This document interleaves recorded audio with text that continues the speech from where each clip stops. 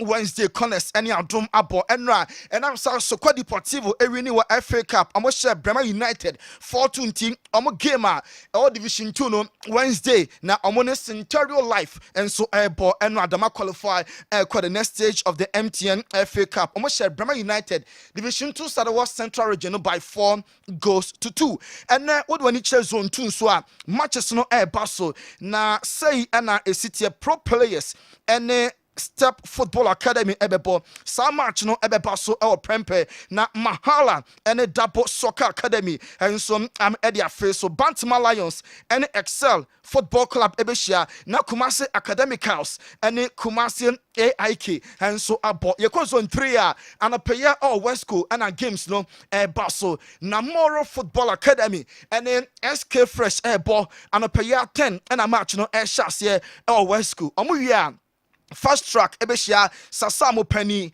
Bamba any no weapon na Efija Barcelona any Kumasi Angels about zone 4 Vital Stars any first class at the befe so Soccer Bullets any River Plate na fe yenya Glorious United any Sampdoria na nyami aduma Wednesday Golden Stars omo any accelerate ebebo we any matches are Basel zone 4 Division 2 league in Ashanti region zone 5 Watonsu Sporty Talented and Star Wonders Ashanti Links and Dance Unity Mighty Soccer Academy and Universal Soccer Elite na Corinthians and then Ashanti Icons and so abo zone 6 Jachi United and Solonko Abugas ebo ewa Dankreja Mansoman and Pro Sports Adansi United and Still Hope na Desire and MBC and so abo and Dre ewa Boase Lenkle Sports Stadium na last zone 7 Thunderbolts and Kase Young Chelsea was so for line alignment na John Boy Football Academy and ya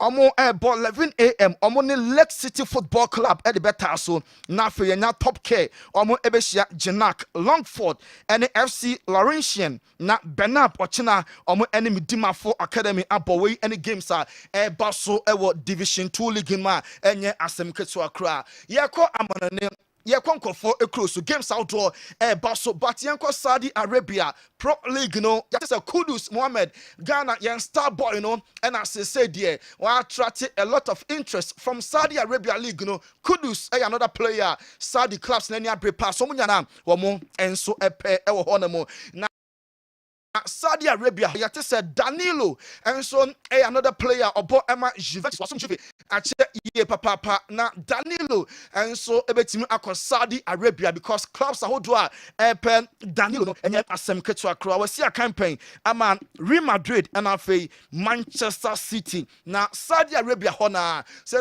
football no on be say catch attention be a Emra Saudi Arabia because ho and a start some person omo a parody na yate say Javier Rena and a betimi abe replace Mancini as Saudi Arabia omo enso a national team head coach in Javier Rena Africa they were budgeman with most of the top countries Saudi Arabia likely say obetimi akofa omo coaching mantle no na never the Silva Junior say ono obo Emma Al Hilal e was Saudi or far away nanso Monday Ballon d'Or no or trying support ama Vinicius Junior say Vinny Junior on Monday on Ballon d'Or because former one no I know the papa no and in summer Neymar the Silva Junior and so I'm etimi Eddie Atuja and Vasco a training grounds you say abo alligator oba park in so enti Vasco a training grounds and her Kessben so enti aboano and eda on very fortunate say na players no any run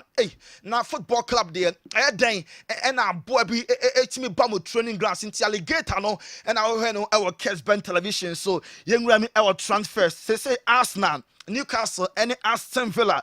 Omunya no show interest our Barcelona player. The ding Eddie Ferran Torres.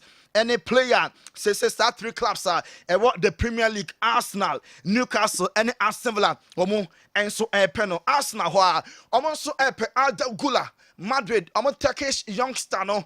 Say Premier League, you know, conform so started say omo boy, you know, and the Gunners next season Arsenal a very competitive all market move because all the links Arsenal are involved in and Arsenal kwana pe Adagula. Yes, Arna slot Liverpool Liverpool coach no so na nya prepass onya boy no at least on loan na ebetimi abo ye papa Man United so awremu Alfonso Davis no contract no waka che Bayern Munich say on renew enu nti obe free club no mu as a free agent currently Madrid and a lady say omobetimi afa no Man United say player oda ho kwa fami kwa de wan na empty United so nya omo enso epe Alfonso Davis Erling Haaland contractor on a City ebe wono e wono ebe 2027 na che say aka 3 more years boy no na plan and say 3 years time obeso obo Spain na Madrid any club painting the contract no on extended na in 3 years time team be sina kan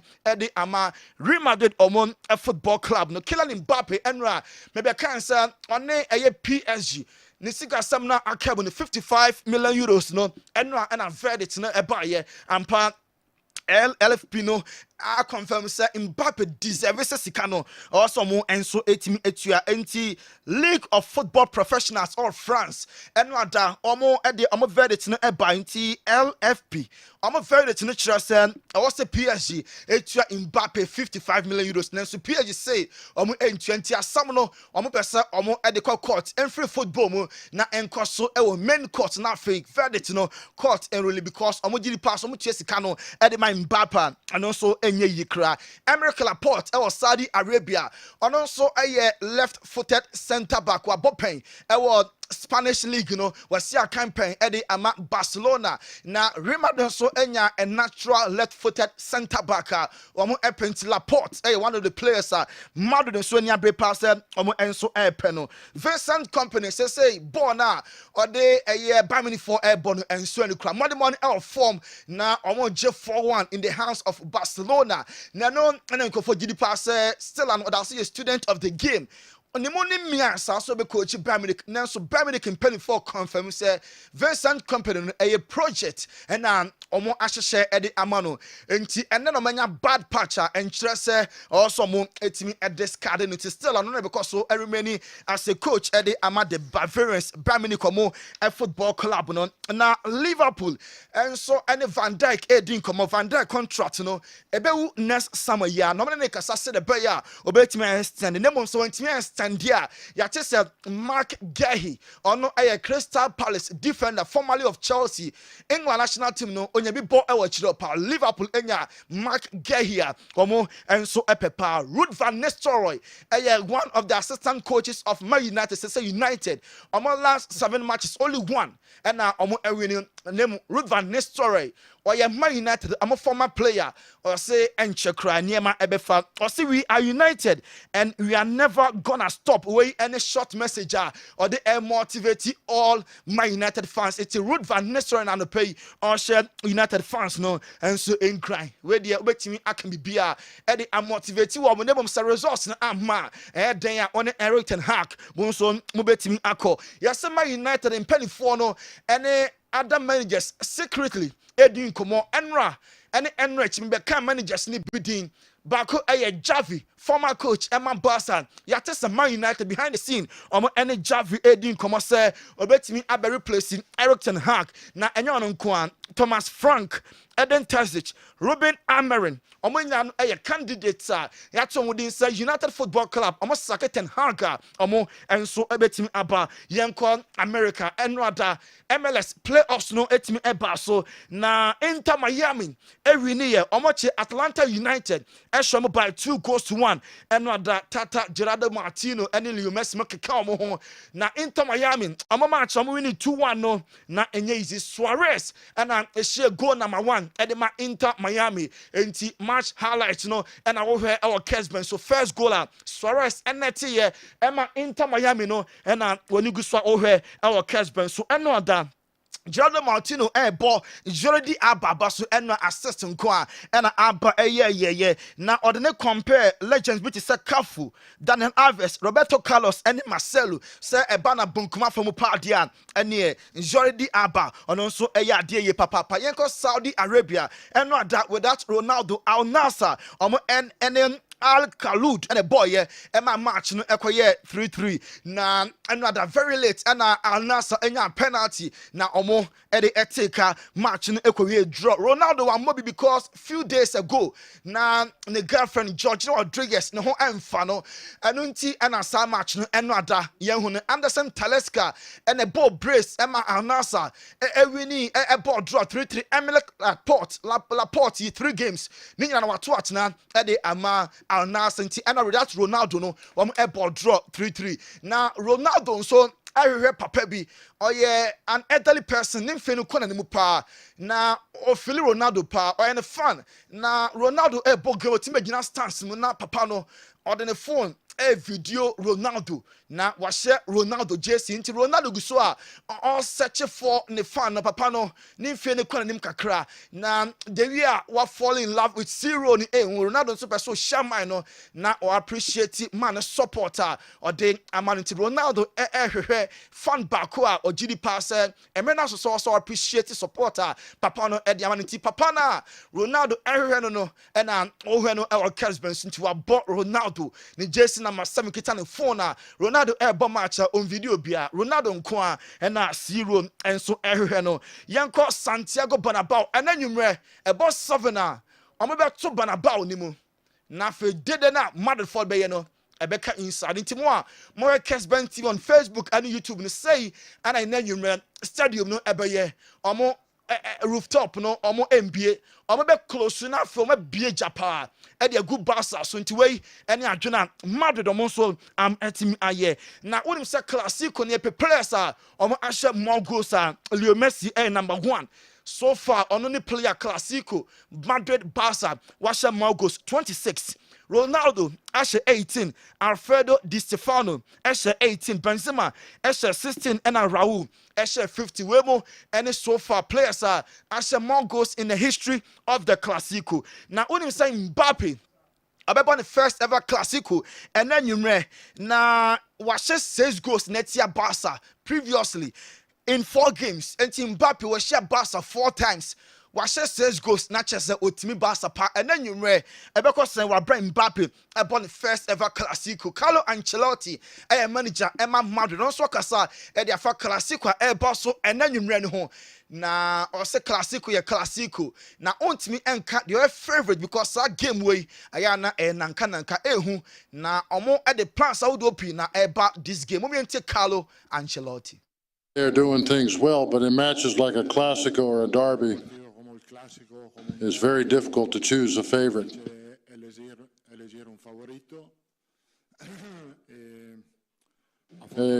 Fortunately, nothing keeps me awake at night. He has been very important for the team because against Dortmund, even though he didn't score, he was crucial for us to get the first 2 goals.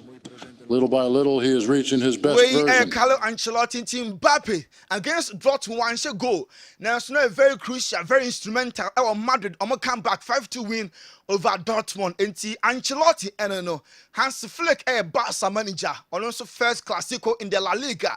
And I say Barca players no catch him say officiating referee onya take a decision or je foul waje onya bona bem hwesela ma Barca play bia enko challenge referee waka say players no omo enhye so mo focus solely about the game. We will not do this because I think the referees have a tough job and you know, it's not my job. My job is to prepare the players, and I think I had good experience with the referees here in La Liga. I have no problems with them, and also I think it's also my team, and this is what I said also to them before we start the season. Focus on your performance, not on the referee. It's very important. It's focus on the performance, not on the referees. Where any has to flick messenger or the Ama or Barcelona players. Now, Inigo Martinez, a Barcelona defender, also behind him, Ballon d'Or on Monday. Vinicius and a edge or a great player. Now, a Bibian or Provincial born on Mubonemum and Nadia. Vinicius on Yanni Day because Barca players no ebe marking out on Honswa. Madrid ebe hunso enu ti Barca for no entwe Emma Kylian Mbappe kra Madrid omo training grounds na ye monitor na ya chese players way na ebetimi a start a probable lineup no. Andy Lonin, Lucas Vasquez, Elda Militao, Rudiger, Mendy, Favaldi, Chouameni, Luka Modric, Jude Bellingham, Mbappe, and Vinicius, Wemo, any players are likely some of us starting ama Madrid. Now Sergio Conagero, Lewandowski, Abaso, or still Lewandowski, no, only son, no, bet me abo boachepa. Be 42 years, still not as Janinas, 43 years, still no, now Lewandowski, Janinas, because of how or her, no, so ye papa, Vinicius Junior, we posted picture be on the IG. One lady bit honoma enye easy cry nti or relax ahead of an new Clásico Barcelona Vinicius Junior less than 24 hours before the Clásico no one lady bit honoma we relax class said her picture no our Kessben so now unim say Barcelona and a second favorite opponent or Tasho pa now Vinicius La Liga players are omotimi she Barca no or can be you now the favorite opponent Valencia was shown 8 times was Barca 7 times and Levante so was shown Maku 6 times Lamine Yamal and a Clásico no ne seno or the idea ashes so na colors no Barcelona colors and I found the end account home and see Lamine Yamal sino and I will hear our Kessben so head of Clásico and so Baswa and Yefe Mark Cucurella Chelsea and so player were customizing the boot no enti Mark Cucurella and so customize boot says so the best na can at the ama Chelsea Juventus ebebo against Inter a big match plan na Yildiz Jesse number 10 at the Emma Juventus no say oye player near the Juve number 10 shawa o asudie kese pass also to me enti against Inter no or ready mu say obenya the fit na fe game no what me abo edi nkunim edi amomo yanko leagues no near enra and the games are boss your Premier League na enra Nottingham Forest omo to Leicester City eshomo 3-1 and Aston Villa and Bournemouth airball Brentford airball Ipswich Brighton airball 1-200 Man City and Southampton Everton airball Fulham Nafe Ochina Chelsea Newcastle Crystal Palace Tottenham Hotspur West Ham and United na Arsenal and Liverpool ball Ochina 3:30 Liverpool Edikan 21 Man City at the second Arsenal third Aston Villa 4th Chelsea the 7th Manchester United at the 12th at 18th Palace 19th Southampton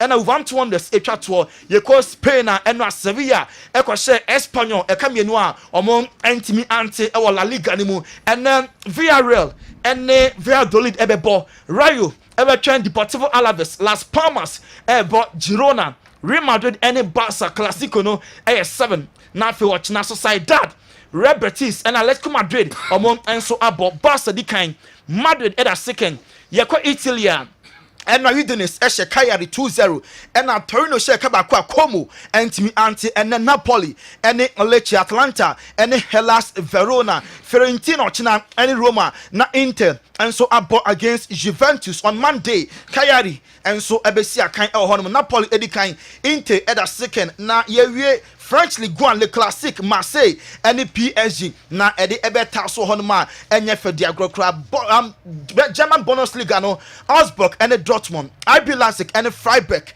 St. Pauli Wolves na Wolfsburg no na fe wonya Stuttgart and Holstein Kiel Bremen ebetwen Leverkusen Bochum and Bremen so edi beta so we any matches are so the German Bundesliga award Adaroma Fan for close to some fancy. Tony Montana. All right. Me buy the Abano to Wendy. Jedediah Udina Chia. The Babano. But Messancophobia, dear, Miss Bayana, many bejipa. But a ballpa. Messancophobia, dear. And then can come far window no at the good baby cry. Patchalandi. Okay. Into Mr. Bayana. Many a beji. It's okay. Cool. Be okay, pa.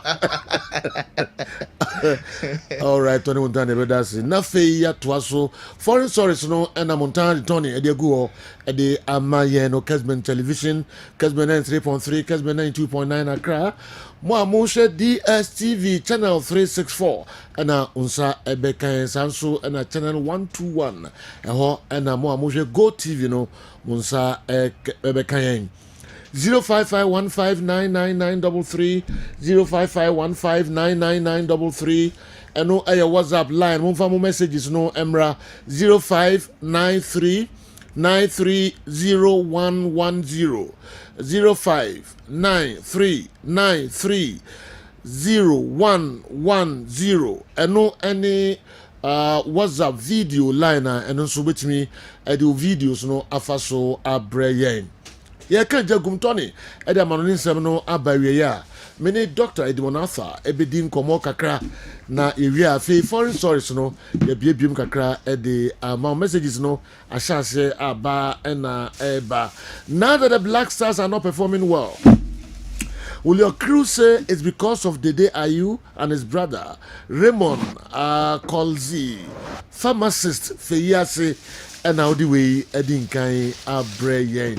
Okay, Doctor Ezutu Nyomani ye enche nobody di enkomo. Joe, the El Clásico is a must-watch game. Liverpool surely win. Arrow, Nyankumasi Ahinkro, Ahina Wo, El Clásico no some na oka, and as a Liverpool na oka. Team Bay and the whole support to Joe.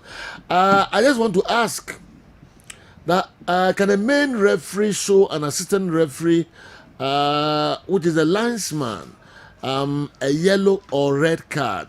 Calvin Pagrono, the way, and so Abraham. Dr. Edmond Arthur. Doctor is saying, Senor, Passionamia Dome, when you're pa. Your dad, Yankopo, I see, and so papa, Passion to say. Yankopo, don't miss me, who pa. And then my sister, what's his name? Ade. And a combination now, my sir. Yes. When they won't tell me this week, and only near my may. Won't tell me.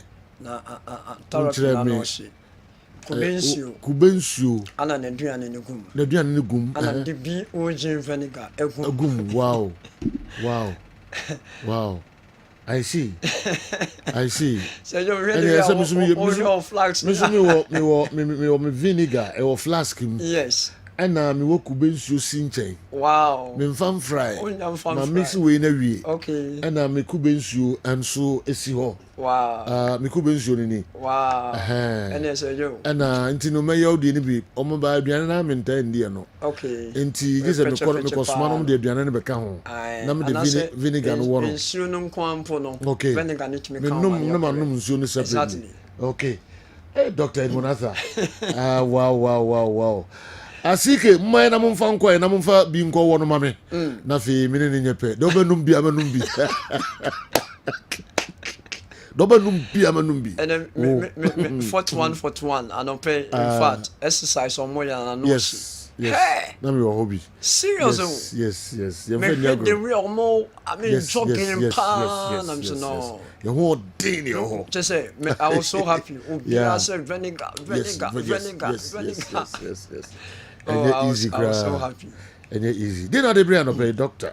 You say yo, me that say they kind of opportunity kasi anyamia foul so the my Kessben management production crew and with team of panelists ni na anopay e pese minerals and vitamins.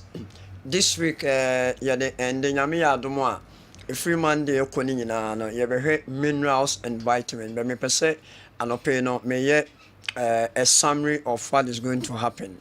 Now I said yo adia ikita mi a kubi kubi na kubi no mostly no ye nom nsuo na na ya to na duane no apane na anopay nkofo bebre ebe appreciate teachings a mebeye na ye hwe ekwan a ye betimi ama protective foods a fruit and vegetables ene some of the herbs no ehye yenipedua no mokena no ye be utilize ni pa so wo fa nnuane a yedi na ya breaking it down ye wo energy giving foods no sa no pay obi eti bi no nom koko emo all the carbohydrate foods na energy na unya eno na cells no utilize as glucose eboa ema unipedua ne brain function cramp na about 25 to 30% of glucose ekonipedua ne brain no utilize the year na your bodybuilding foods ɛno no ɛyɛ plant protein side and animal protein nti beans a yɛdi ana centrosilma pubescens mo ɛne ayoyo mu ɛne ɛnam a yɛwe in terms of fish ɛne yɛ meat a yɛwe ruminants no mu nyinaa no ne nyinaa yɛ bodybuilding foods na oba the protective foods a ɛno ne nnuane a wodi no a ɛkɔ nipadua no mu no maintain ne wo nipadua no ɛsan secure ɛba saa ɛma wapom den ɛkɔ soro ɛno nti no anɔpɛ yi no mepɛ sɛ yɛhwɛ ɛkwan pa a yɛbɛfa so a yɛnnuane a yɛreba bɛdi no especially yɛdu yɛ 30-40 years no ɛkɔ a yɛbɛtumi atete yɛnam ɛso na yɛdi yɛn carbohydrate foods no nso kakra nneɛma focus no more na akɔ energy giving food can say protective foods na minerals and vitamins no so for kube ya kube nsuo say so be run and I say or go through diarrhea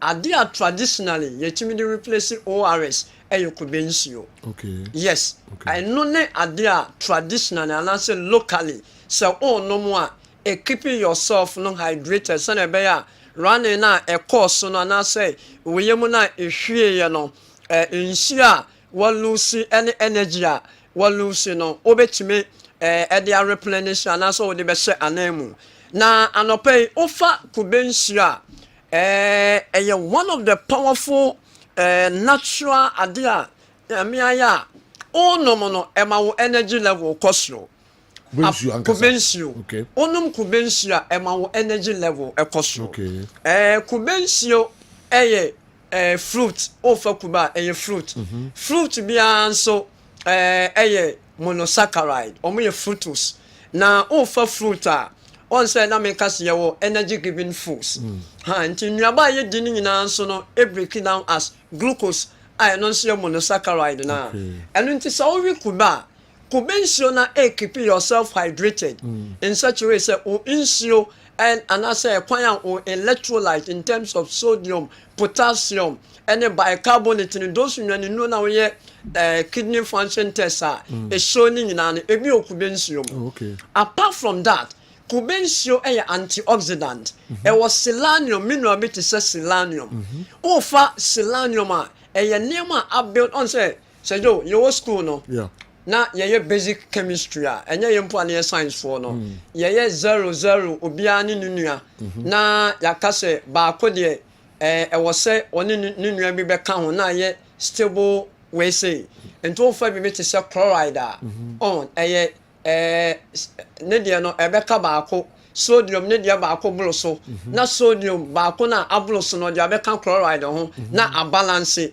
na de enso ye no normally no eya ohia obi aba be ka ho na say bia abros ne free radicals build it up e woni pedua ni mu a eno na kofa cell growth abnormal eba onum kubenshira because of say what selenium no e protect us akwan so but wo pese correct kubenshiri wodi na duane agumi anase kubenshiri na no obubi ojin vinegar ni ti ba ku de agum kubenshiro esa wo iron often if you na oye full blood counter your friend be red blood cell and your omoja koko your white blood cell and no omoja fita and no chere bimba or your platelet mo lymphocyte mo other ones ka ho na say yo so wo num kobensuo e ma blood hemoglobin mo jan from an ekosro I see but what the BOG vinegar kobensuo for an iron to be absorbed no so enya vitamin C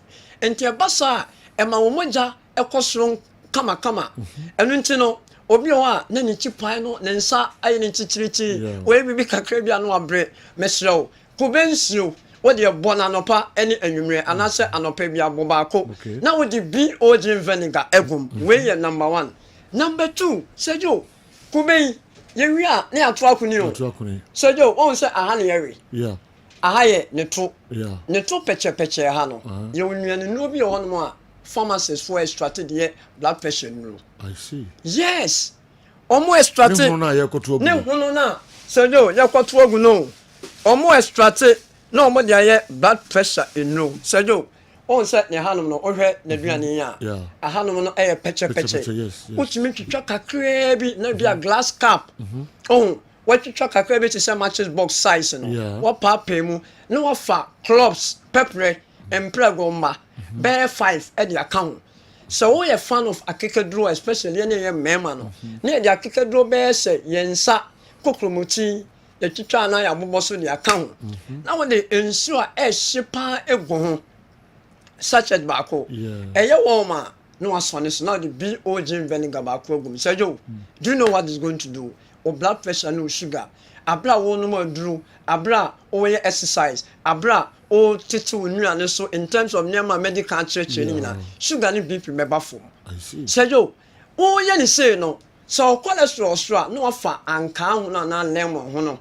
O se medical ka say ofa anka ho no na lemon ho na e wo bibi e wo my friend hesperidin. Okay. Ne ho no. On said the essence ni go no. Ha, e wo antiparasitic properties impo. Okay. E boama e mo a omutimi e cause malaria aye entontom mosquito omo introduce plasmodium parasite ekwem no so wo se anka ho no a I mean it said there was some mosquito call. I see. Yeah, so yo traditionally omo mutie no enima so ma making and say yo anka ho aya greeting say wafa kube ne tu say watwitwa wafa kekeduro be so kokromo tetenten no wa boboso what the clubs pepper bear 5 be account now the hot water boom now the BOG vinegar ni chini ba kopa account what ye manino therapy ya na no pe bia on to ne mani ngo anopa no enwumre bear 5 o sa the hot water ego na o ye ni say na o tete adwendwen so kakra o ye exercise kakra na o didi ntem kakra na o bo modern say o trans 2 hours 3 hours bia o ben gina ho kakra and say yo BP be drop it. I'm telling you from my heart. I see. Open so with the same recipe no utimi kura di nkroma 3 ebe ka ho. And now say chim fa nkroma ne ka kumedia no ho. Na enye ene. Ochina nyame boa na ye kumeni akekedro no pepper ne pe. Okay. The next day no obetuma ne kan say nkroma no ene lemon zest ne pe. Enti de me pese me ka nyina ne say enema etwa enho ahia no. Say do ye utilize it. Yes. Near the BOG no egumwa. Once many can say BOG na nyadru. What ye your solution? Men nsiwo bebre. What ye anopa no osmudi awaye no. Now the BOG ni bia den egum. Now what ye nom house what that word do so onom. Ebe ma fantastic results. Enti pepre ye good TV sweet. Am patcho ma mo hwe TV no. When you bear 5. Quantity no so hiame. Now what ye I yes send your mechano. Wow, open say yes. In fact, Krachi and yet in Simulu bin a walker. Yeah. Yes, and then she said, Joe, and no pay ye see a hand say. But me perceive me ma a tier for and so a tier and no pay a tisse. So person of extra fat or sura dear wo yem ever for my men to talk more fracid that. Bofre. Okay. Bofra eye ketwe bi anope 41 na me kire bofra bi si kwan no na me kire say sa small portion no otwitwa we kra de eson kase sei no woche mu be 4 wafa 1 portion na wotwitwa ne hu ne nyina na aba no be just teaspoon ba kope wo de akekaduro okokromoти no anase anka ho no se na egreti ye no e de account wa blend ye wie na wa sone so no o sugar level ye normal na wo de ewo tablespoon mienu aka ho what the BOG vinegar aka ho bono anopa bia empty stomach o peptic ulcer wo didi wi a no wanom I'm telling you say ebe ma wo visceral fat belly fat aba form wonim wo ya ne just 4 times a week now wo ya no 4 times 4 times a week within a month now results are ebe ba no o be won sampa sejo Milicia mini obetire ni na so ukomfortable na o kire wo mo ai na mini I group bi ejina ho na me kire wo all right na there how many say obetire wo mo nom but on besan ko say no san ya DB na say no o ma say no ka ko ya DB ko ka mo mu ma catch o mo say so me ya ko ya DB ya ka ho ade bi nkaka adena kwako eduna ko say all right nkaka be okay nkaka nti ya pomacho vinegar no ebi osunwane takra de be kwai oboase enchi akra koforidua yes mo freya baby a wo Ghana ha bia ye be ma wonsa ka bi oba komase ha ne dosopo no Asida House blue one Mr. Martin ebi o ha okọ Accra Asida Towers circle ho a ebi e wo ho enti vinegar ne de wo a wonya nya bi no o testimony ana eya na me den so omo ben ye no sejo omo ben ye no ana kasa di ho adanse aha ba ne sa na won se ampa ni pay onya de bia keke ye ko die strong man ana upstream sejo strong man upstream 41 no mechi bia mo okay mechi bia mo strong man upstream what the can one in fact 0539 86 38 0539 86 38 and I said 0240 51 21 71 0240 51 21 71 some of friend numbers here Bamom Gela Clinic you the cabin MTN furniture any Asia hotel and any opposite Oba Takradia Yatua another choice smart and so and a crown so your west the go make way there on say ya the cancer work if it Kumasi Central Police Station ya they call you can say Kumasi Mall oncology confirmatory oncology nti be fast akonya so momma mo yere no mo ene mema ni nyina amra na ye examine omo breast so ma omo se na bia breast cancer omonsa intime enkame Dr. Monasa ye bedasi ene anopei ope BOG vinegar ni bi ata o se bra Asida House hayai osa ebeke bi from ho security for no no omo ebeton bi ede amao sanso ena bi ewo enkran Kessben FM asue ho ewo circle. Okay, doc ye bedasi pa na fi ye sign wo ahia next week Kessben television Kessben 93.3, Kessben 92.9, Accra 41 now started the messages eba threatening me wahano na mimi ntwankontumpo misi no be no ma na adie bi abaye no na kodani ndoni na ko say no nti adie no na eso mo hwe na mo ka ho ase me ka we a my boni.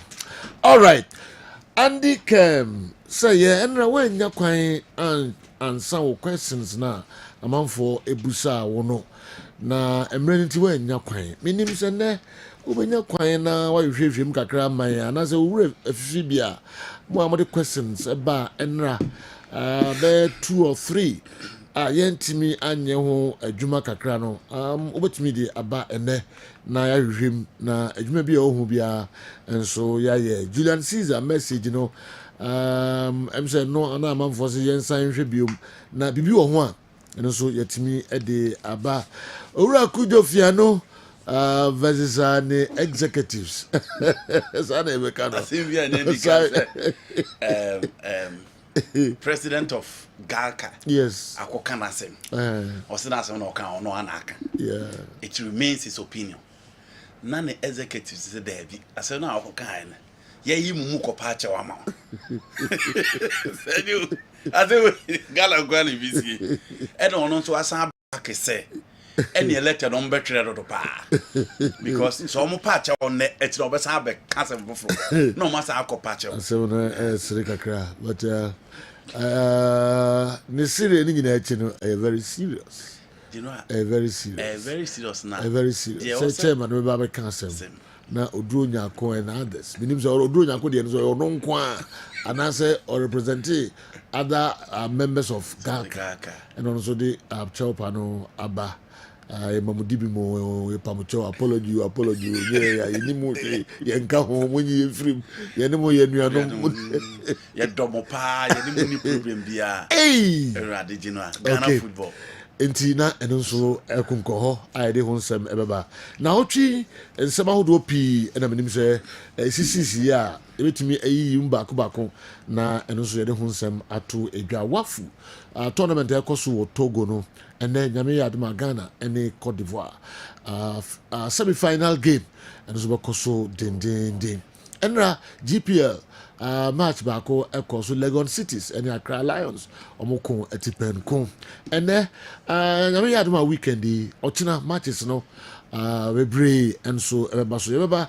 ne abɛ discuss saa matches yi mpanimfoɔ ahodoɔ ɛde nsɛm atoto dwa ne nyinaa no mmerɛ bɛma ɛsɛ yɛhwɛ na yɛde ho nsɛm nso ɛbrɛ mu Sila Al-Hassan nso obɛnya Kumasi Asante Kotoko ɛnsan wakyi mmra Baba Yara Stadium supporters ne ɔmo sɛ hene ha no way ɔboase no ɛhɔ a ɛna yɛbɛtena abɔ yɛ bɔ nti na ɛno nso ho nsɛm bebrebe CAF awards no nominations no ɛho nsɛnsɛm nso ɛbɛtɔ edwa ɛma Dreams FC ɛne Kwasi Apia ɛne others ɔmo din ɛbɛtɔ dwa ne nyinaa ho nsɛnsɛm sɛ mmerɛ bɛma yɛbɛhwɛ na yɛde ɛno nso ho ɛde abrɛ mu nti wɔ message biara no ɛfɛ no ho a wotumi ɛde ɛno nso ɛba Yaya Mohammed na ɔka local players no ayɛmfa ɔmo ɛmmɔ Black Stars no Kenneth Sapon ɔsɛ Thomas Partey ɛnyɛ committed Kenneth Sapon ɔbɔ ball ma Hatchfolk ɔsɛ Thomas Partey captain no nyade a o deserve onsan yɛ committed ɛma Black Stars coach Mpɔ Manso nso kan local players no ɛho nsɛnsɛm pii ne nyinaa no mmerɛ bɛma ɛma kwan na mode ɛno so ho nsɛm nso abrɛ yɛn Isaac Minta ahyɛ aseɛ ne Kumasi Asante Kotoko ɛyɛ training ɛno so ho nsɛnsɛm kakra ɛwɔ ha Young Apostles ɔmo so ɔmo pɛ fair officiating we any others na yɛde ho nsɛm nso ɛbɛbrɛ mu Andy you know weekend yi so matches wɔ hɔ big games ɛnra Leicester to ɔmo kurom yes Nottingham Forest akɔto ɔmo ahyɛ ɔmo 3-1 na me interest wɔ match no mu nti mehwɛ 90 minutes you know say that game more depa ne more depa ball a wuntimi nyi w'anim free to say wo hwɛ Yes. was the Leicester Nottingham Yes. Forest game Yes. me ɔha na me nya notification na quick me kai say ɔmo bɔ match na me kɔto end to end action Yes. unhu say o ye player obetimi anante wo yes. and hwɛ Chris Wood third goal no na hwɛ time na Leicester for so person ɔmo ye bibi Yeah. you know it was an end to end action and the pace and the intensity level of the game there was slow Jordan Bell Fatawi Shaku been so na hona na me interest Yeah. how omo mienu be sia fair and omo chances of so omo betimi stay competitive Yeah. and ombenya be a boy in that particular game you know Okay. na a game fair enti yɛnhwɛm kakra na afei yɛmmra other issues no so quickly na the nra yɛntumi anka ho asɛm bia baako ana mmienu bi na ɛnɛ deɛ no so ɛbɛba no na yɛde aka ho yɛnhyɛ aseɛ quickly mmerɛ ni afa okay you know I started from the El Clásico that is Real Madrid versus FC Barcelona. Yes. You know, a game na Barcelona a game this is a Barcelona side that the fans behind the team know what that belief say at least this time they be based on the young talented players coach friend Hansi Flick aparedi now do mo badwuma ojude ho a onti ase so the two teams are points are separate omo no 3 points the dem between Madrid and then Barcelona. And so Barcelona almost 27 points and Real Madrid 24 points. Sergio, Barca team no team almost 30 season no be any say oh but consistently the number of games on my ball and the nearby on the Bower Park no so materials say cra now ball no more bona ojune ho a wonte ase eno ne ade a Hansi Flick ababaya obi ade bona baso in the absence of Araujo, in the absence of Marc-Andre ter Stegen, Frankie de Jong, these young guys show almost technical quality say in as much as any experience and exposure be no almost giving the chance said there coach ni mo almost chance pre-season no almost into almost be taking mantle from there. Paul Kubasi had the chance to be part of the team last season. Into ono de wonya ne exposure and experience and on a chance to be part of a national team. As 17 wonya exposure no na wonya experience to play for FC Barcelona. Inigo Martinez was one stand-out centre back for Atletico Bilbao. But Barcelona name ko ye. Since the neighbor we kro mo ka so mo ton no. And I did not so the chance. He's playing so well for FC Barcelona. Injuries na ha baldi. But also be real about the team no. Or body also be team abo. And player was surprised the obia within the team. The small boy Mark Casedo in midfield. How he hold that play, his ability to spray passes, the level of pressing in midfield, and how see help Pedri to compress the midfield for Barcelona, and then the high pressing on the back. Any ball no crowd, the confidence level of the battle, and I'm be able to. Pedri needs no introduction. The problem is injuries in Kwan and Fermin Lopez, after having a very good season with Barcelona, occurred the Olympic Games, co performing, you know, getting the chance against a Bayern, not the performance in your fluke. For Rafinha and Yamal, who have followed Barcelona last season, neighbor, you know, almost form the room, and the more than this season, no. Only surprise, so both players are performing. And Robert Lewandowski, expectation is huge. Until the obey Biano, edit the wire Chamunino, Obekasa and Yamama. But the front three of Barcelona clearly performing very, very well. And Omurum, after beating Bayern Munich by 4 goals to 1, almost so much confidence. So there's so far Real Madrid on the other side and so on. Obi care about the Madrid defense, and in the absence of Courtois, say Andre Lonin any problem baby in famomo based on a nearma or de buy last season any the obey. But Obi carry Madrid defense no, but say so far bas defense no, now for Madrid defense now. Out of the games Omabo in the Spanish La Liga no, Barcelona conceded 10 goals and Real Madrid conceded 7 goals. Into real defense no be a can no, at least statistically it is better than team FN FC Barcelona. But and also interest so no more bonus or attack or mubeba or munshiki. Obi or sure bon last game Nibia who say Fela Mendy who ejuma and battle back or Bekoso or Park and so no. Yamal versus Fela Mendy on the left. A coin or Belfast Wajidan in Chen was stopping no. So she Bayern game and almost starting game no. Now Fonso David Ayan who until or recover back game him. And any power Yamal who in recent times look short. Fela Mendy na boda last season on na bo into on na be bono Genoa enye the same enye nwanwa bia but Fela Mendy no be a war form baby the Makala Ancelotti keeping in the game the defensive attribute and his ability to defend very well into battle back bekoso on the field of play no ebeka ko ye ni fa fema e also Fela Mendy dealing with that particular battle. Now on the right side and so beka ko ye Lucas Vasquez or your winger and the ball right back because of the absence of Dani Cabaya. And you know, also call anymore, yeah, dear, but Obanechi or Brett into Jamie against goal now share against Madrid for Dortmund. Now, according him to do. And one area, a key, another battle for Real Madrid on the right, and they say, Lucas Vasquez, and for me, the best player in the Spanish La Liga this season, Rafinha, and a bubble from that side. Now, Rafinha could not lie, so. Sabon no ekwa because Barcelona compressing midfield no o move centrally no about be share Robert Lewandowski echi until Lewandowski act as a decoy no a paved way for Rafinha to play just like a number 9 until there be a ball nko sietire no na be say Rafinha enam fifin na Lewandowski create space e dey amano until who deal with Rafinha on the lines no deal with Rafinha inside the 18 box or behind the area until you know that is another battle now no about be share Lewandowski, Elder Militao and Rudiger. Obi a watch Rudiger and Sambiano. Obi onim Rudiger the enim so ya de ho pan che no all call him for tackles and body check. But then so no so jai sa tackles no edi ball na chi ebo as a ball playing center back. Into ball now all passing so all joining attack no. And no is so important to him. Into esa na ma hole ababeda ho. Into chekwan asegu gurasi. E fa so yi ball ne fa omuntem Emma ball kodi don ya malen ho Emma branche no etim ball the tum and what share Madrid games bia omo backline Emma opportunities to opponent against Celta Vigo and Belados it was that same story in the Coco see but Celta Vigo enter me and take the chances no such chances na so the man Rafinha na the man Lewandowski Lewandowski is an elite gunman and sir go say the Okobiem to Wajina or the ball number to Atana Eddie amount. Into Rudiger and Militao need to stay focused, but at this level, said you Omaba and to Omunim what it takes to stay in the game against FC Barcelona. Now to the midfield, a Hona Carlo be a Carlo Baye. Barcelona settled on their midfield of 3, but saying a Carlo Beko. In the absence of Rodrigo, it is obvious Carlo will go in for 4.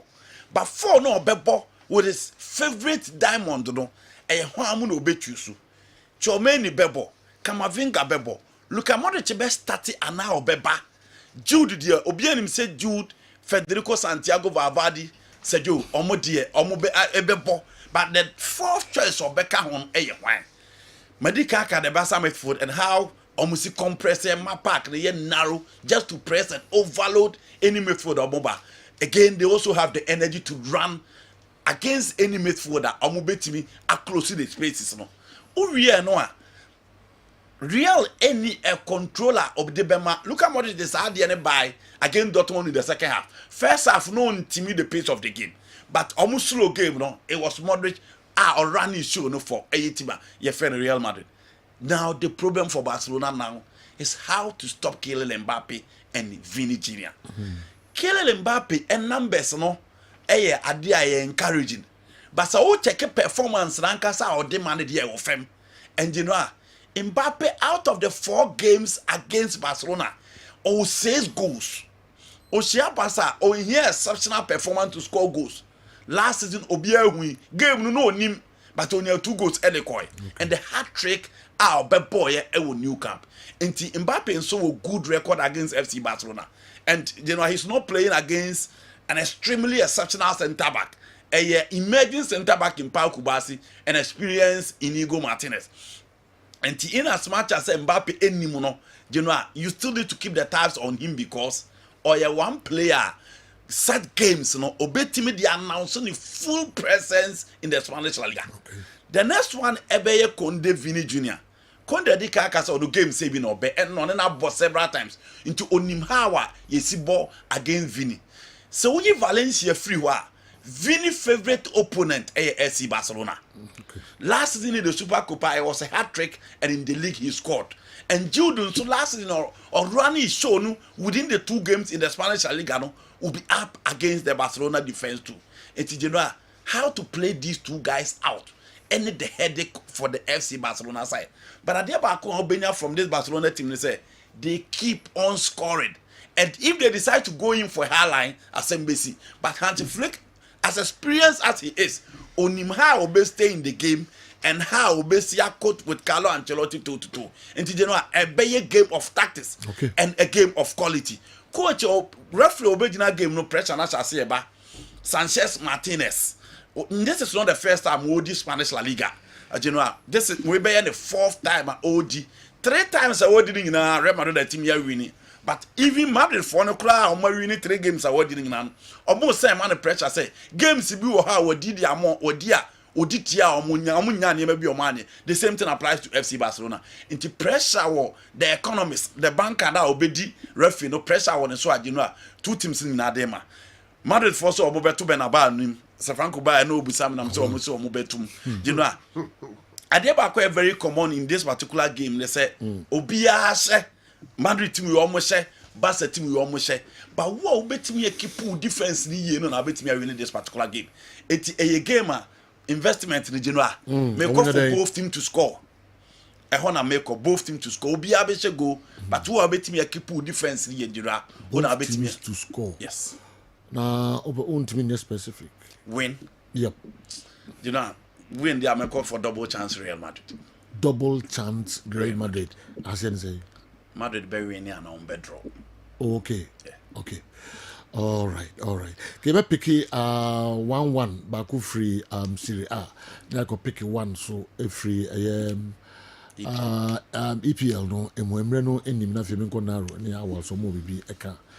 Na fe yaba other issues no so mini medianka udi am so me picky ya kameko 2nd and 3rd e was Serie A no mu Inter Milan Juventus. Big Italia. Okay. Nafi mako EPL so mako pick Arsenal Liverpool. Yes. Winning matches are merry. Okay, dear quickly, and You know, Maminko Italy. Inter Milan bought against Juventus. Thiago Motta started very well, but in the last games drawn out also. This is not a well quality assembled Juventus side that you need over the years. But with the materials so team sign or no so tries to beat me and BB a free.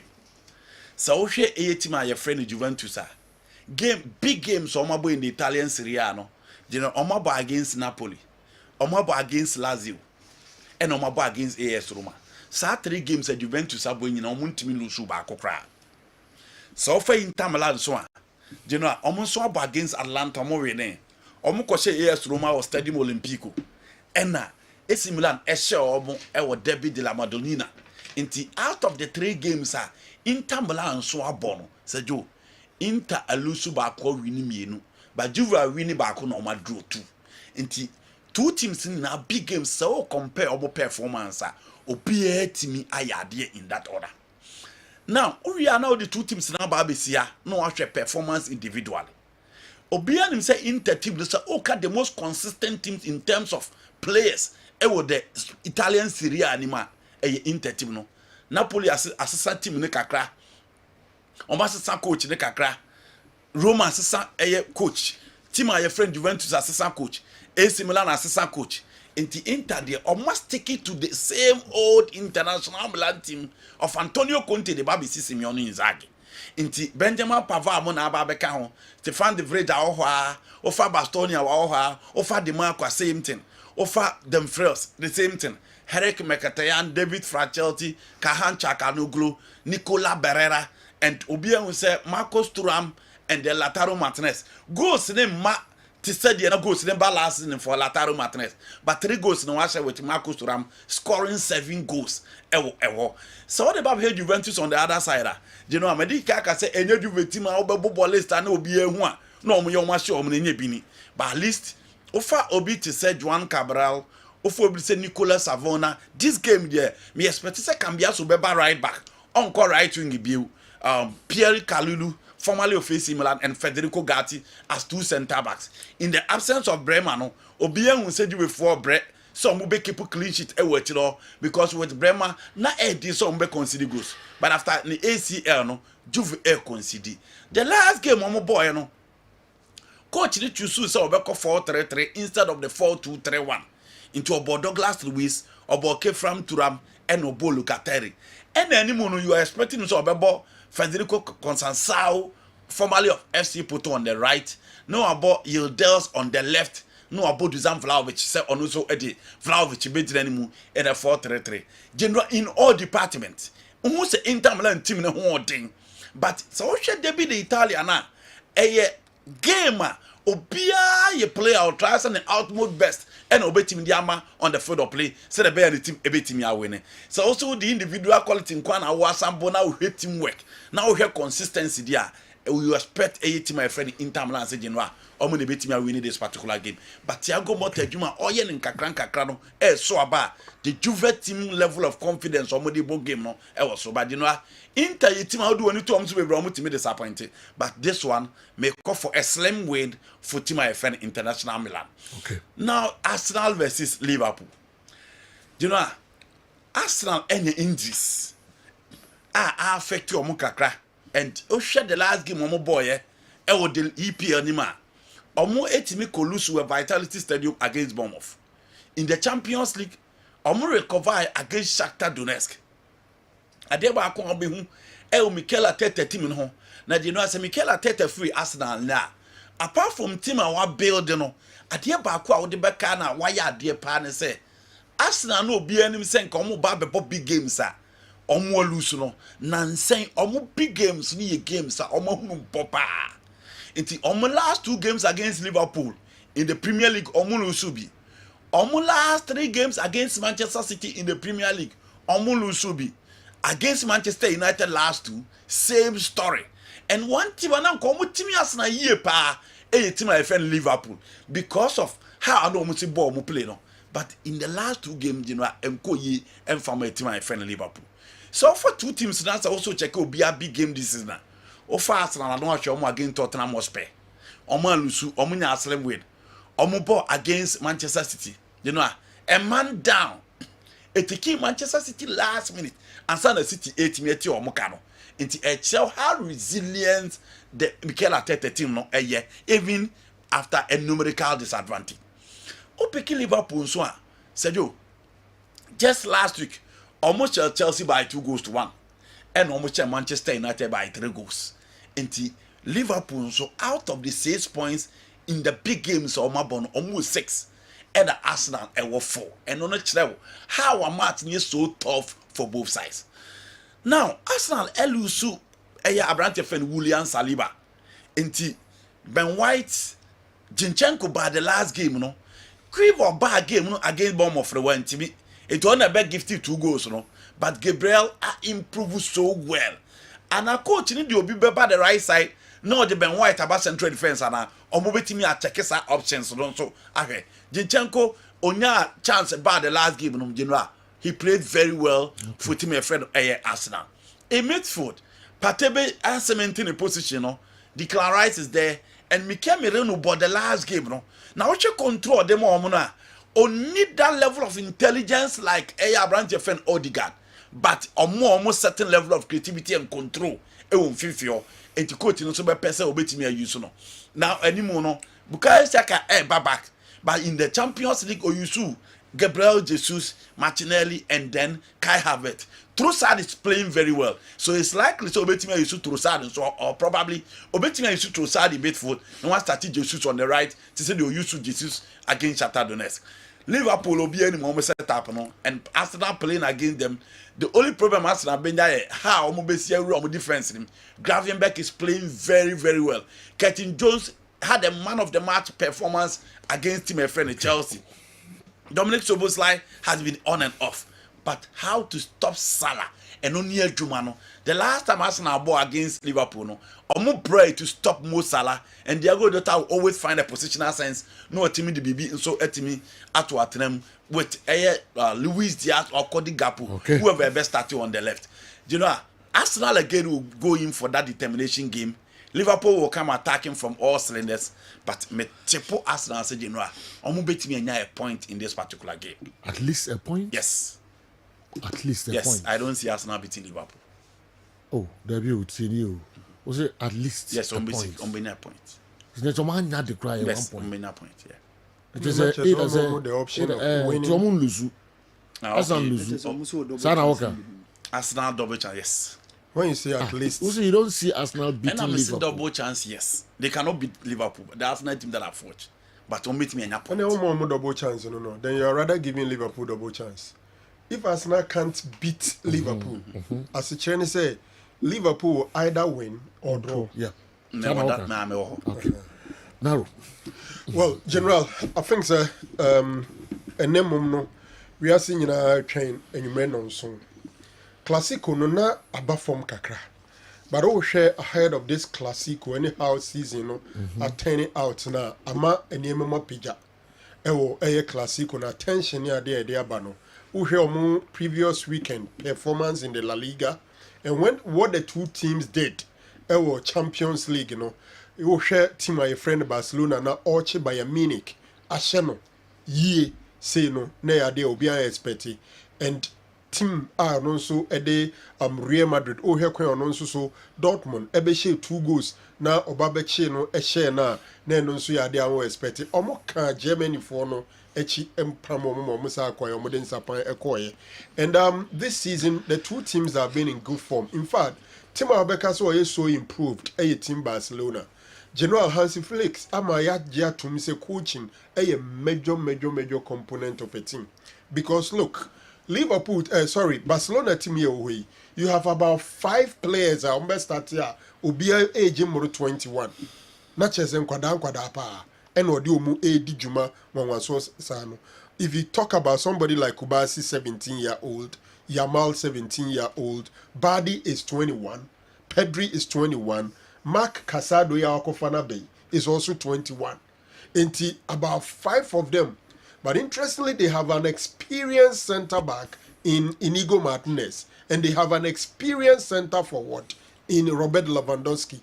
Midfield anka may expect to say Bianca Frankie de Jong and Sube Honum Nanke Bia or Mutim no spine no I some experienced guys in Nico Martinez, Frankie de Jong, then Robert Lewandowski no. I think say Omunya Frankie de Jong, but Casado etuma beye juma honum pa.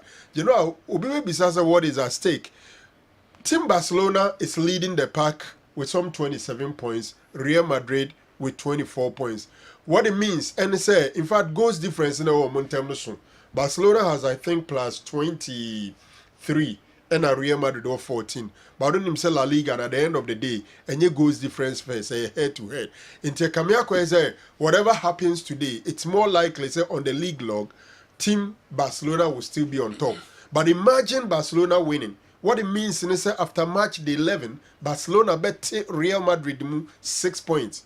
This is a game I'll bet me I am comfortable. No friend a 6-pointer because we need 3 points. Now main competitor no what man lose it 3 points.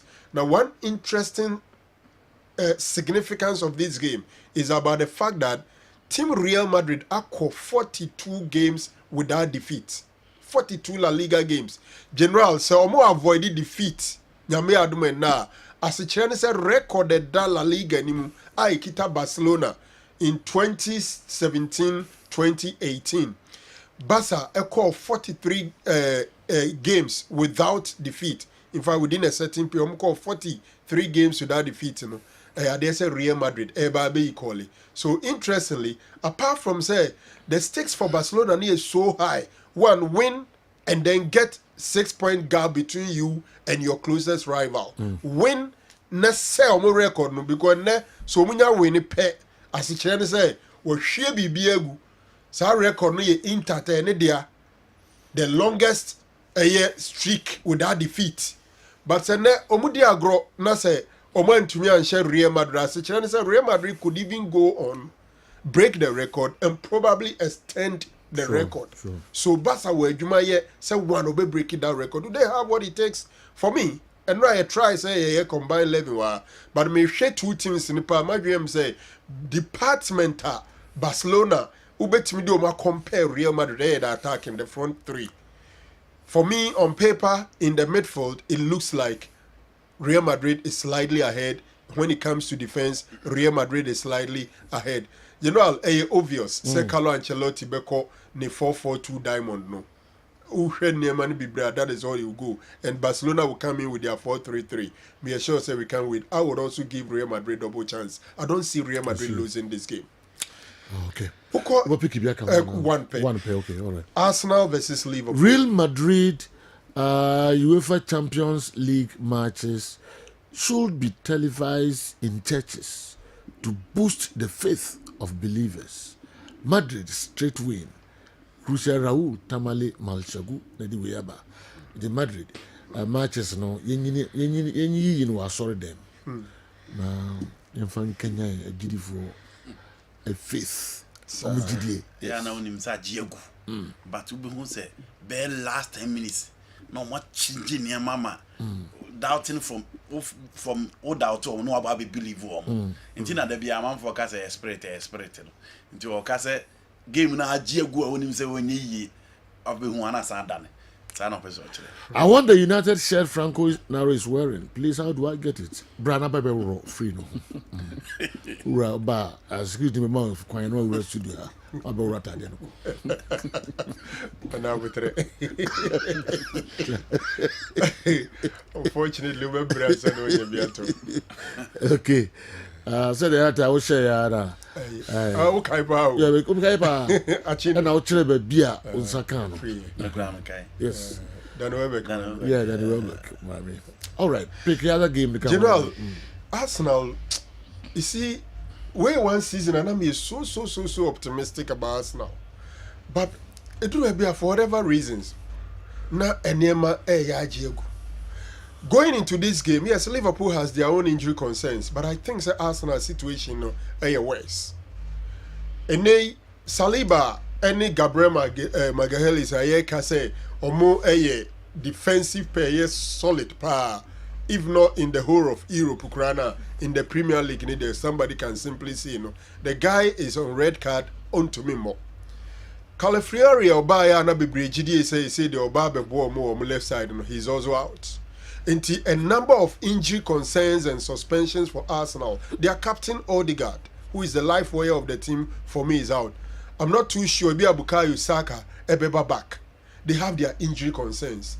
I agree with Andy saying in recent times Arsenal does well against big teams. The game no ye Emirates Stadium. Liverpool is in top form. And no Herboa, Mo Salah, Seboslai, any Ibrahim Diaz, any Nunes, Eba, Ejuma Honumpa, and McAllister and Gravenberg have been so solid. Liverpool back four means right can be one of the most consistent in the Premier League because Obianim how long Trent Alexander-Arnold, Robertson, Virgil van Dijk. Niobe joining Omunche Bibre Konate, but I think Konate is in his third season or so. So he's also formed a solid pair with Virgil van Dijk. It is the most. It's the most experienced. Both together for long. Yankai Ebra Robertson ni Trent start here. Van Dijk free Southampton Beckham more Bibre Tums on abe solve a problem. Konate has fit in very well until they have Omunimomu ye. And the Neumania shield in McAllister and Gravenberg. Mo Salah is evergreen. Diaz, who baby will be free about Cambo no dia to net. It will be a Nunes in ABBO. So general in this game, I think say notwithstanding the fact that the game is being played in Anfield in Emirates Stadium, I see Liverpool as favourite over Arsenal. Wow. And only maybe say Liverpool a bomb ko winning game where say after some 9 games Omubete Arsenal by some 7 points. Recovery will be very difficult. 7 points for Arsenal. Liverpool leading. Man City de nyambai. The season I move be break him. In fact, Arsenal was so dear pass over winning game way. No one gab down in Liverpool no that up no be one. And this are normal Liverpool shena. Arsenal best struggle to catch up with the pace of Liverpool and Man City at the general. Good morning to you and your panelists. I listened to an audio of Mr. Kudofianu on one of your sister stations criticizing Keto Kreku and the GFA, and right after a statement was issued by Galka dissociating itself from the statement their own president made. How can Galka be reduced to this level? Can we also say that Ket's administration are intolerant of public criticisms? Because we all have heard his statements about people becoming his enemies when they don't side with him. Again, Dan Kwekuyeboah was on Star Times, made a comment about the Brecum Chelsea pitch, and it was taken off air, and the manager told him that a call came from the GFA asking him to apologize, and I was told not to come to Star Times anymore. How did we get here? 5 years of Keto Kreku to me has been woeful. Kwaku Sami, Massachusetts, and then so a day sa message abre yen. Quickly, Maminsha Julandia Manfo Sembe Krani Maminsa Cambium for the last time. So funny when I hear some club officials now complain about their share in the GPL TV rights. I can vividly recall that even I, as a layman, have asked this same question a couple of times, but they seem not to bother. Currently, I don't think that clubs can demand for whatever is due them, not only in the matters of TV rights, because they have fed the FA with so much absolute power that the clubs no longer have the right to ask cogent questions, but to follow the bandwagon. Kumasi Asante Korogo and Hatchofok are to take the chunk of the blame for the mess we are witnessing currently. It is now not an open secret that the NSA has conceded defeat over their friction with Kumasi Asante Kotoko to the extent that they recently have made some donations to the latter in their quest to settle any existing scores. These two clubs have lost cognizance of their clout, and So they blatantly choose to neglect responsibility as if it's a fun game. Look, Mr. Fiano is currently fighting the FA because allegedly the 10% player transfer fee to Galka has ceased coming, and that he's seeking support in his fight against the FA so that he can restore same and other benefits. The question is, how much contribution at all does Galka offer the clubs? Do they have any plan for the clubs at all? Even when the FA has failed times without number, Ghana football has failed because Kumasi, Asante Kotoko and Hartlepool are enjoying identity crisis. And they are so happy doing same. So pathetic. Julian Caesar. Ode Abreye Enono. Awa Mohammed. Sergio. Memra ho na fi. Sergio Kitwe bi na Andy make analysis of Barca ne Madrid game na Barca. Ene ade a me pese me hu eye highline na Barca ebono. How they are going to counter Vinicius and Mbappe's run. And Obia Onya opportunity ahead the game against Bayern Munich. You saw said they were coming forward. Pantiana, very huge gap in between the goalkeeper, Inaki Pena, and the back line. And only Adia me person who ene Yansi Flick biggest test in the game now Bosono. So you one game I am Bosono a game on so no catch attention. The Clásico. O call l'équipe au mondial chrosso almost le grand équipier. The grand or the big clash, that is PSG and then Olympique Marseille. Among for a fee idea Mason Greenwood in the French Liga this season. Sergio, of course, so he's hitting the ground running. Roberto De Zerbi free, Brighton and Hove Belgian. Olympique Marseille is doing massively well, sir. Next season is possible, say, being back in the UEFA Champions League. How Geoffrey Kondogbia, the lives of Colissier, Olsis La Cruz, Moseju. These guys are doing a massive job. Adrian Rabiot be kan ukrane de Seju. Amejumana say. And in that game against PSG, Marseille go with confidence because last weekend they won by 5-0 against Montpellier away. And just 3 points up and a separate yomo. Even though PSG enya lose game, or more 20 out of 8 games or more points, and then 3 points spend a separate between Omo and Olympique Marseille. Bradley Bacola has been the one who has been setting up after the absence of Kylian Mbappe. Dembele Mbem Kolo Muani Munina and me show up. I think that he has been the one who has taken the huge responsibility of saving PSG within the French Liga this season. Oh yeah, dear honestly, but Sergio, it's a game I have very tough. Bebaso for me based on Olympique Marseille for Momono. I see possibly say we are likely to carry the day against Paris Saint-Germain this weekend. Oh, okay. All right. Before I call Newton one, then I will mind. Yeah. Who's that? Enwana Mancini. On any deputy. Yaya Toure. It was Saudi Arabia national team no. Yeah. Omapamomo.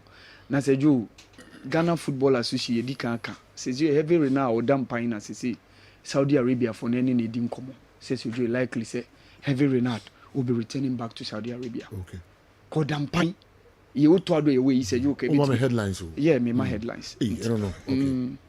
This can never be headlines. So say you, omo this am common. So say you Okoba.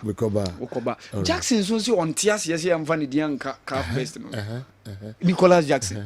So can most the Musala can. O say on any Musala on who say on tias yes say you. Okay. It yeba. Now also Jackson ni Musala. I didn't no. On who say 10 players na e dey abem no. Na Jackson you say Musala bo boss in the last season. O say on only Musala. Yes. Say Musala was also not added. Okay. Ndi Okoba. Say you Okoba. You be sure ho nyina. Me who say Ahmed Musa so follow me pa. Yes, who say Wababak NPFL. Even last week na me new coach ni din komo Kano Piles. So say you Okoba yes you no be lead you e chan team na. All right. You know mo ba be bono. E many so any church and kran new. Chief. And then na man for hwe woni mo board no so. Yeah, Ghana Premier League in every match day 8. Okay. Now the Viameka say this stage of the league is so much exciting. While Belgian league, first round don't necessarily count hopa. There's some of the top games in the Basso. Become Chelsea be host to Adriana. A big game. Adriana be host to become Chelsea Martin. Now media must be called Samatics, the Fortress, Akofesi, Samurai Boys, defending champions of our league. Kumasi Asante Kotoko, so a call former coach. Ghazali oni Basake Holy Stars be hosti kuma Asante Kotoko. So un say jo ya ka brekum Chelsea asem ya ka media asem ya ka Kotoko yi. Ya akoye me say this is top 4 no e be shake kakra pa. Na asa match day 7 no your two teams are omo dey so far win bia ni ho a enam omo feature. Me can Lagos Cities and the Dreams. Omo mienu you can say 3 points and answer winner who demo pa. But there are other clubs as well. About den say o the ball bet 2 minutes and answer can say obe defeat you mo. Kumasa Sante Kotoko obia fanatical can form this season. Be the Gold Stars obia share no this season and the Brekum Chelsea. Obia share na fee. Let's see on the board whatever happens, you know. Ghana Premier League home komoni be chief. All right. Enti me dingo kakra aba me ba. Na fi ye wura nsem no messages am for the by so wo ho asem bia kan oduro nyako and others versus ura kudofia no ye kwaba plus other local stories ani na no of course GPL matches weekend and so enyasem ketu akra me call Benjamin Dental Clinic na medin komo kakra na meba na fi Rediaka no enso abetua mo so Kessben television Kessben 3.3 Kessben 2.9 Accra. The one of the most misplaced letter I've ever seen in my entire media work for about 19 years. Talking, I mean the Galka apology letter. The Galka apology letter. One of the most misplaced letters I've ever seen in my entire media work for about 19 years. Talking, I mean the Galka apology letter. Clement, Oman FM, Accra, and so Ena Ama Yensa Akanwei. Mamingo Kasama for Emma Gentleman Dental Clinic. Nameno Enkudi Enkomo Kakra. Boss, Bajo, so Ohoye dear. Sejo Pacho Hoyepa, now say, Miss Mohoyepa. All right. Mosende this a team I do been a year boss in the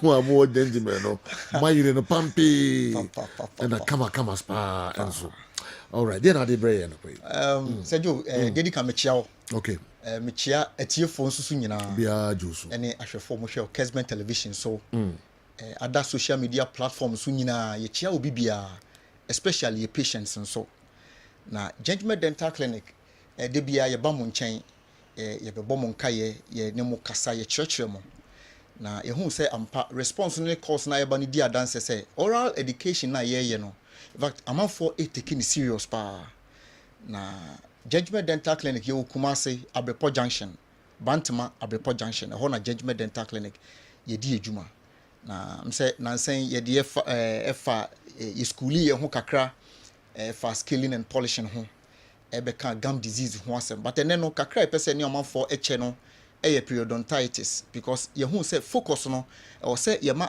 attention no koho yi pa because enipa bebre ewo gum disease sometimes omu nim ekwan a efa so ba ana say ne fare by no on sheda enim but eye poor oral hygiene ena ede sa problems ni nyina ede bre obibia it is a utie mi anopa ya bomodin say obefa wo phone no ana o pen na o paper no pick number na me de betu dwa no bomodin me sorry afre me open kiremu bi a meto me bo ase no ma kiremu e de a chew kama ye ka periodontitis a de ye pese ye kire ne say eye serious gum disease ansa na o se no bedu that level na ye be kan say when your periodontitis no start free baby and de aba be wie baby ene say obi ho no ma onya time brushing is ni focus no enko ho yi obi okra adwuma mu ntempe osori anopa enwumre no ba fie no mo ne ade titam bia no onya time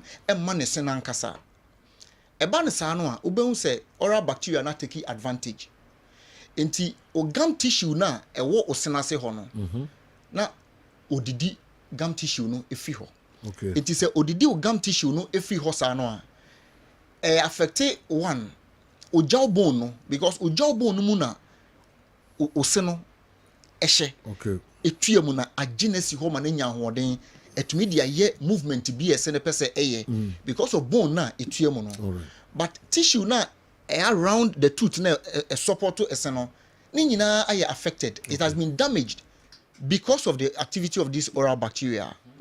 Enti eba no saa no a afei obo sɛ wose no astarte na ekeka. Ese ansa na ebetu no na afa saa processes no mu bebree. Apart from so benya accident ama wose etu ebia obi ho krampa a otehweye and sorry to say uprai anabia kan kwanhia bi dodo na no start from that way no.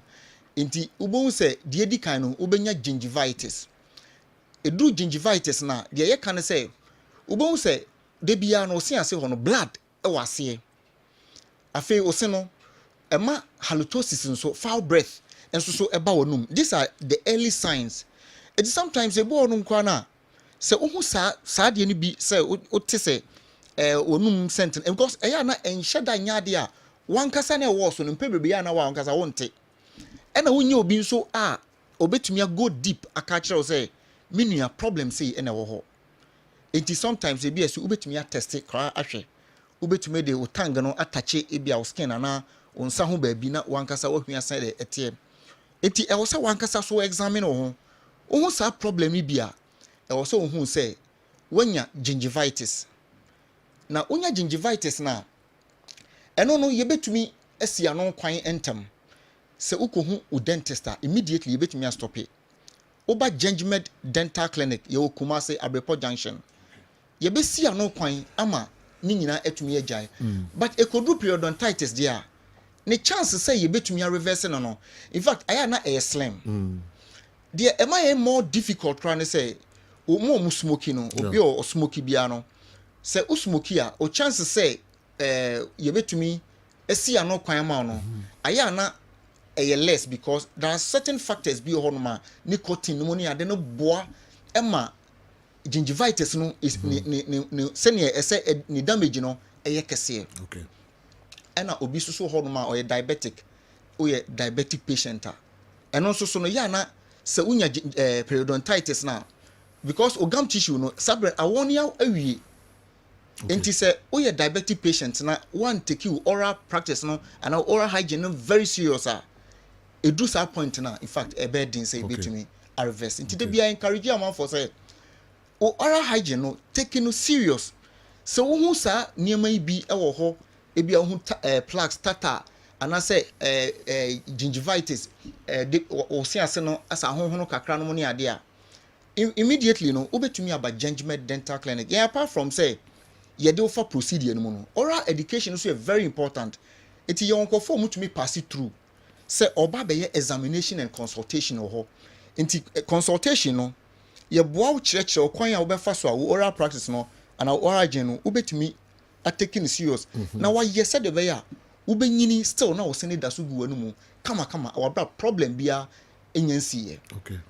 Because say uti ho na se wo hu sa problems nbi na wa relax obi ho no ma bia make say osusu say e bia ne boarding ana say I don't know why but minim sen kakran say nkofo te dentistry na say Brad Gingimed Dental Clinic and obet my friend was 055 913 95 82 055 913 95 82 me sorry afre me na yentwetwe nkomo nchemu bia osese me kire ukọ akiri bia no ye be kire ma won so o na bra clinic na problem bia ho bia ne fa won because enya sa one oseno ebetu ana eseno so etu a esen ho asem no se wo ma dental clinic da ka ho asem kire in fact e ade a se ebitu a wan kasa ma wanim sesa enom ne ade enti periodontitis nyade a ye didi agro because nipa bebre ene ubehu abrante young guy young lady ubehu say wonya sa problem no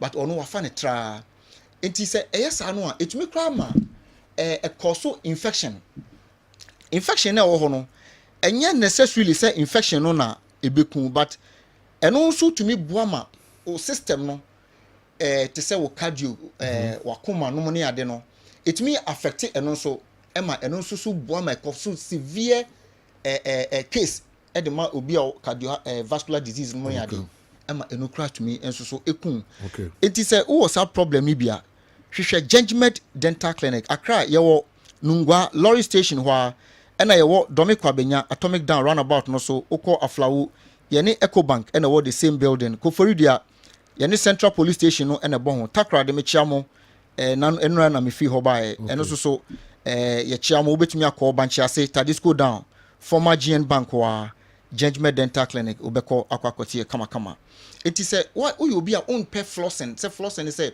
ɛwɔ sɛ wo make sure sɛ time bia no wodidi wi a food particles na akɔhyehyɛ osim no bɔmmɔden na yiyi free hɔ nam ketenkete no afei flosse o flosse a rinsi wanum no o rinsi wanum na saa particles na ɛsɛ kɛkɔhyehyɛ hɔ ɛma oral bacteria no kodidi osenase ɛkɔ cause gingivitis na o relax ya lead to periodontitis ama osin ase no gam no afɔn no saa problems ni nyina ebegyae but de bia me encourage you o de bra Judgment Dental Clinic enye no nko na yɛhwɛ ɛse no atu oba ɛno yɛbɛhwɛ ɛde ama teeth whitening oba yɛyɛ different cosmetic dentistry ɛse no ayɛ kɔkɔ ayɛ brown ayɛ basa o pɛ sɛ ɛyɛ fita o celebrity na wani gye ne ho na o follow no ne se fita no o pɛ sɛ wonya bi bra yɛnyɛ no white ɛmfa ma wo o feeling no obu a ododo mu ho no o se no ebubu o se no awe ɛse no ayɛ basa o se na sɛ bra na yenye composite ya amalgam filling ho sophisticated ceramic filling GI filling ni nyina yenye na ye restore se no ema kama problem bia efa ese ho bia no o de ba Judgment Dental Clinic ye behwe e de ama okay we your lifestyle and home remedy me de chew o sorry a anopa make sure say o be brush out anopa enwumre o koda o ni di biem a bomodin say o be twitwi o senso so okay ma brush a efa brush no odin enwutwu sen ebe yirodi enamel no afi so ebetete ogam no because ogam no ese bo ho ban o se no a unya bibiem enti bra Judgment Dental Clinic okay for numbers na e display on screen so no emu bia me sorry ya frɛ me na yentwetwe nkomo frɛ me 055 913 95 82 055 913 95 82 yeah that was it okay yenso yebeda sipa Alberto Sian Ajiman PRO at the Judgment Dental Clinic ne no abon common mon frère numbers no mon frère na esin hoyi yemfa eniagro eno wani monyam ne fa no eho na ewo enkoyi a otisen ete wa ho ofe ene oni monyam eso hwi intima yemfa esen eniagro grab. All right, yeah, transfer mama Kessben 93.3, Kessben 92.9. Our Mohammed Bertrand enough for the Africa stories no and so ashishe ho e de amayen. Your local stories are ye be biem kakra ansana ye the GPL matches no nsem no abremo. Okay.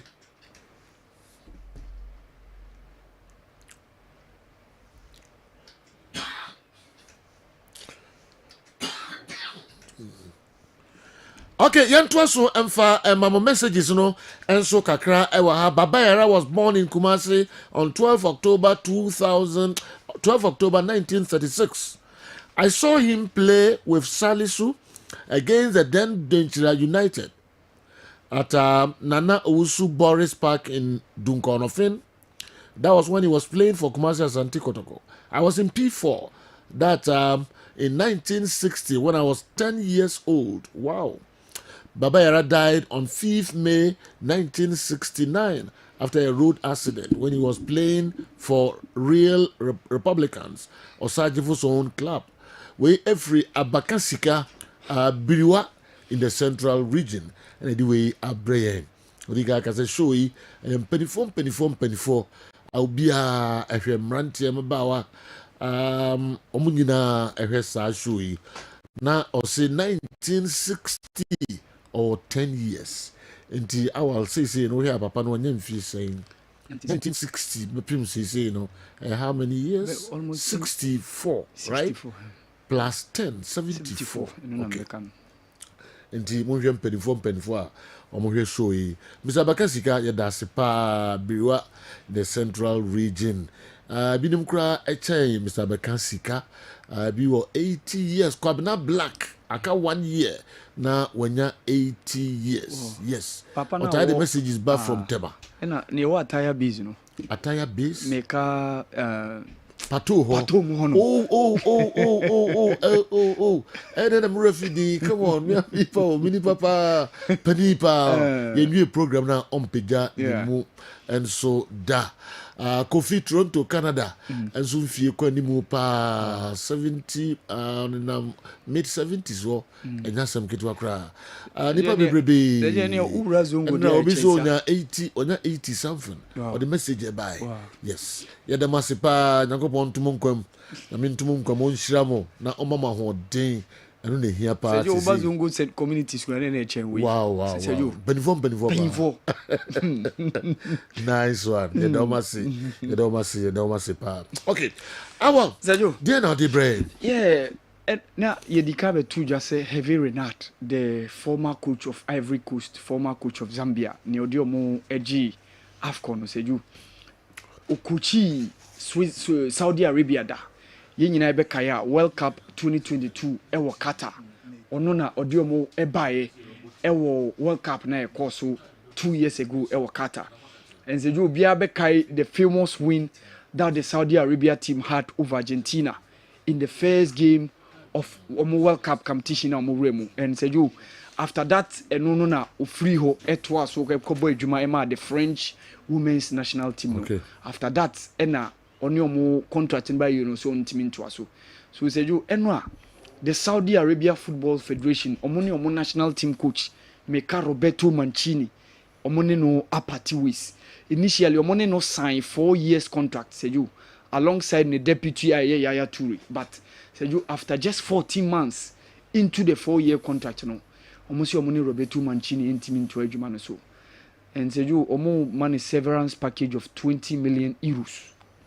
I know na Roberto Mancini after so almost second no de man not indication Eddie Carbane says Seju Heavy Renat is the man money ne edin komo behind the scenes say on samba back no me form because omo World Cup to play ebeba so ewo 2026 ewo USA Canada Mexico omo ntimi an win the Asian Cup na eba so earlier this year it was Qatar omo ye host and win so they want to bring back Heavy Renat oba be free jumano ediama Saudi Arabia national team no enye and job by very difficult amani because oyobi a wakochi omoda and oba things ebeye a mere formality eba be manu Sergio Jackson na o se on tiase se 10 lister ye de buy nipa 10 ye de buy say Afcon na make Africa best ebeba so no Seju ni din kan Seju me share list na de honestly Jackson share that money home especially with national team. Okay.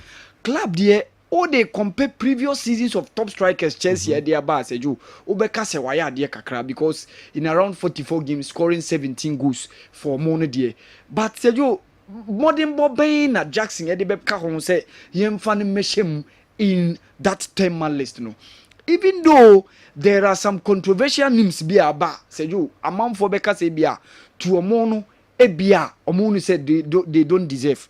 But Seju someone like Seru Grassi said anything ebemo he doesn't need any attention bia obi be call say a distraction and I said no one deserves say anything bem. Edmond Tapsoba was part of the German team now mo winning Bundesliga no Meka Bayer Leverkusen and Seju we mo nyina bom modi Chancellor Mbemba for DR Congo ewa Afcon Simona Dingra untimi nye ne modi ma oda na di edema Ivory Coast team no even Meka Sofiane Rahimi even though yes one share that money more than Afcon there but Seju check more than more Obama Morocco ewo the Olympic Games na omoko winning bronze medals no Ademola Lookman and then Rowan Williams alongside William Troost Ekonde Seju they don't need any introduction bia in terms of performance omadanedi so I want to ask Dientina Nicholas Jackson who say nen kwese so deserve money bas squad no Seju he doesn't deserve to be part of the team. Another list of those 10 men CAF Ediaba say omuna ibeyimu near the Africa best back on the amano. Even Nanseya no even Oshe ni first goal Edema the Senegalese national team. Ye man chance of Bogusa ye call Afcon even he was being put on the bench for Ibrahim Diallo. Now Bobo Saudi Arabia say only the lines for the Senegalese team no. So say you honestly say Jackson Kase onona ohunu says say obalisi no ma say you I disagree with him on that score. The same also applies to Mohamed Salah. Per the pedigree, the record that Salah set in the team English Premier League no. And yes Salah no ye. Said you a half kono he opera in the game against Ghana. Ama won timi antoaso. So Obeka the even Chinwasho eba in between the Egyptian national team and the Egyptian FA and then the Liverpool setup. Say now komo person mo ko ani mo no saba back after say call to England say okosa ne we area. So for me Salah, Jackson, said you they don't deserve to be part of this list of the Africa best now CAF Ediabano. I see. Said you wafu tournament no coach Desmond Ofe e boni homo den party. Ye head say I cut the last kill no said you. What it just means is we just get the win and make it to the final. You make it final now, said you. What it means is you qualify to the AFCON under 20 championship. No, this is what we just waiting for us to do. Adia ye triano so ye nyawe na you qualify. But ye ntimianya said you. What it means is say train na another edition. No. E banisa e be my under 20 na kechi. So I just hope and pray say ye boys ne betimi abo homo de na. Omwashe Ivory Coast na ya making it to the finals of the Wafu Zombie Championship na koso Togo no. Okay. Say you AFCON beach soccer no koso na omodu final and Senegal defending champions. Any omaya omoni ne boshie aye Mauritania e babeshia. So by the weekend in say you be who becomes the beach soccer AFCON champion. So omo final omonya opportunity to qualify to the World Cup. So the 2026 Beach Soccer World Cup na ebeka so no. These countries are the teams that will qualify. Make omo do finals of the competition. Say you. Wow. Okay. Awal Mohammed Dina and also no. Now personally, one cause what you were saying Jackson and some he doesn't deserve. Sir. Yeah, he doesn't deserve. Okay. Meka modern mo ben or dan di. Within the season, within the year under review, no say yemfa the yemfa nka omo abon mo modern say omo potential betimi agi the Africa best no. Say you the national team afi no washe go back kokura o. Afi no washe the last international break afi no washe. I see. Oba Chelsea chances no bogusa. So modern mo ben no. This season there you an improvement kakra. So I think say going to the next year no dear. So to me maintain that mono no say the remu into the national team now say you ebia na no ama for calls for him to be included in the list no dear say you betimi ajuma. But for me to bring Jackson in the squad no dear honestly the 10-man list no he doesn't deserve. Even though there were controversial name like Guiria or Algerian, or no see a controversy kakra, but we know they said 10-man list in Abba. You be top 3 in the area, you be free. It's likely Ademola will make in the top 3, and the other 2 be picky, and probably Ademola will be given the Africa Best Footballer of the Year. No, say you. Okay. All right. My name's Newton Latte Marie Jata. Around her. Unye ready there any many Dr. Mark CEO New Life Homeopathic Clinic ebedi enkomo kakra nafi yatwa adwumano eso yefriwa azani akọ Newton Latte Marijata nafi abidafo atrase na yahwe stories no emu na ye memenda enti dumienu na ye pon na breaking news abidafo enso aba na omo aba be trase Dr. Makaje ono na CEO New Life Homeopathic Clinic omo Kumasi Atasmanso eben taxi station no na fe encrying Dansoman runabout eben King Solomon eho na omo ewo ene na ye behwe Dr. Trance na fi yene no abo enkomo kakra Kessben television Kessben 3.3 Kessben 2.9 Accra DSTV channel 364 Go TV channel 121 Doc Emawakaba Brapeni thank you say nyame adom yede nyankopon asepa Dr. Makaje at New Life Homeopathic Clinic epacho ene dien na yehwe Brapeni na yebedin komo kakra ba ye nervous system ene ye dien ye sa akwa na ema ya hoden betena ha no so nerves nya adwuma kontimi nya hwe okay your body no is made up with bones and a form structure by a case life movement bibia ɛyɛ nerves in the control Okay. nti na sɛ oyɔnko bi nya stroke a na sɛbe ɔbɛyɛ dependent on people because the nerves na ɛwu nto ntumi nya biribi ɛma ne ho Okay. nti yɛka nerves asɛm a is very serious thing a ɛdi tie ɛna ɛdi ka paa nti Okay. yɛwɔ ha yi a ACC yɛ so yi sɛ nyɛ nerves a wonte sa ha yi wode nsa to adeɛ mu na ɛhye a ɛnyɛ nerves a wonhu sɛ ɛhye Okay. nti biribi a ɛma nipadua no ɛyɛ life as electricity bi a nyankopɔn de ahyɛ yɛ mu a ɛno na ɛma yɛdaadaa kɔneaba die ɛwie pɛyɛ Okay. nti ɛno no ho nkɔmmɔ kakra na ɛbɛtia wɔ mepɛ sɛ yɛdi Okay. Any financial swear. medase I see for national for you pa. medase paa new life homeopathy clinic kumase yɛwɔ ataseman so yɛbɛn taxi station no ana akra nso yɛwɔ dansoman runabout wodu dansoman runabout a Gori police station bi wɔ hɔ woka sɛ wokɔ new life homeopathic clinic a obiaa bɛkyerɛ wo na waba na biribi ɛha wadwen bi a yɛahwɛ ama wo kama ɛyɛasa bi ɛwɔ hɔ dadadada nyɛ afei na aba yɛayɛ adwuma so many years multiple awards ne nneɛma bebree Okay. wɔn a yɛ a meba a wɔhwɛ tv koraa deɛ wohwɛ deɛ wɔ screen no so sɛsia no a ɛyɛ modernized laboratory center bi a yɛasɛte up a woba a yɛmfiri prɛko pɛ mfa duro ma wo Okay. wohwɛ nimdifoɔ nko a na guan they are Okay. all medical laboratory scientists yɛbɛnya abotra yɛ check up a yɛhwehwɛ wo mogya mu fine Okay. ansa na yɛde aduro koraa yɛdɛ account Account, so that yeah. we will not go wrong ɛwɔ medication de bɛma wo no brapɛ no yɛka nerves a ho in general no we are talking about nervous system. Okay. Now, nervous system, no, we have central nervous system and then peripheral nervous system. You can central nervous system, we are talking about what chika say, Yeah. and the waging. We brain in the spinal cord and the form central. Okay. And you can peripheral na a nerves are sort to na honam nimuno. I know that information at the conipedianum. Yeah. That's what we call peripheral. No. And the attorney say, Sebe ya me bonnet tofano. Yeah. Say unam. Na utie bibi so na wowa eye bibi e friend peripheral nervous system no bibi o ma e friend sensory neuron Yeah. eno na be fa yaw no na de cause skin inside akoma ni nua bi e friend somatic ono so soma na de ama spinal cord no Yeah. into spine no na be channel details into your brain for what for interpretation Yeah. because bibi ya oni pedua na ya wadwen pe na be ka kire say bibi ayo Yeah. adwen no so wo trim into ohia somafo the somafo no ne hwan nerves. Into nerves, we all have to protect it by all means because we say you want you be a home stroke, then so much. Okay. And yet, dear, with my cousin nipper when you stroke and whatever stroke, but wajujo.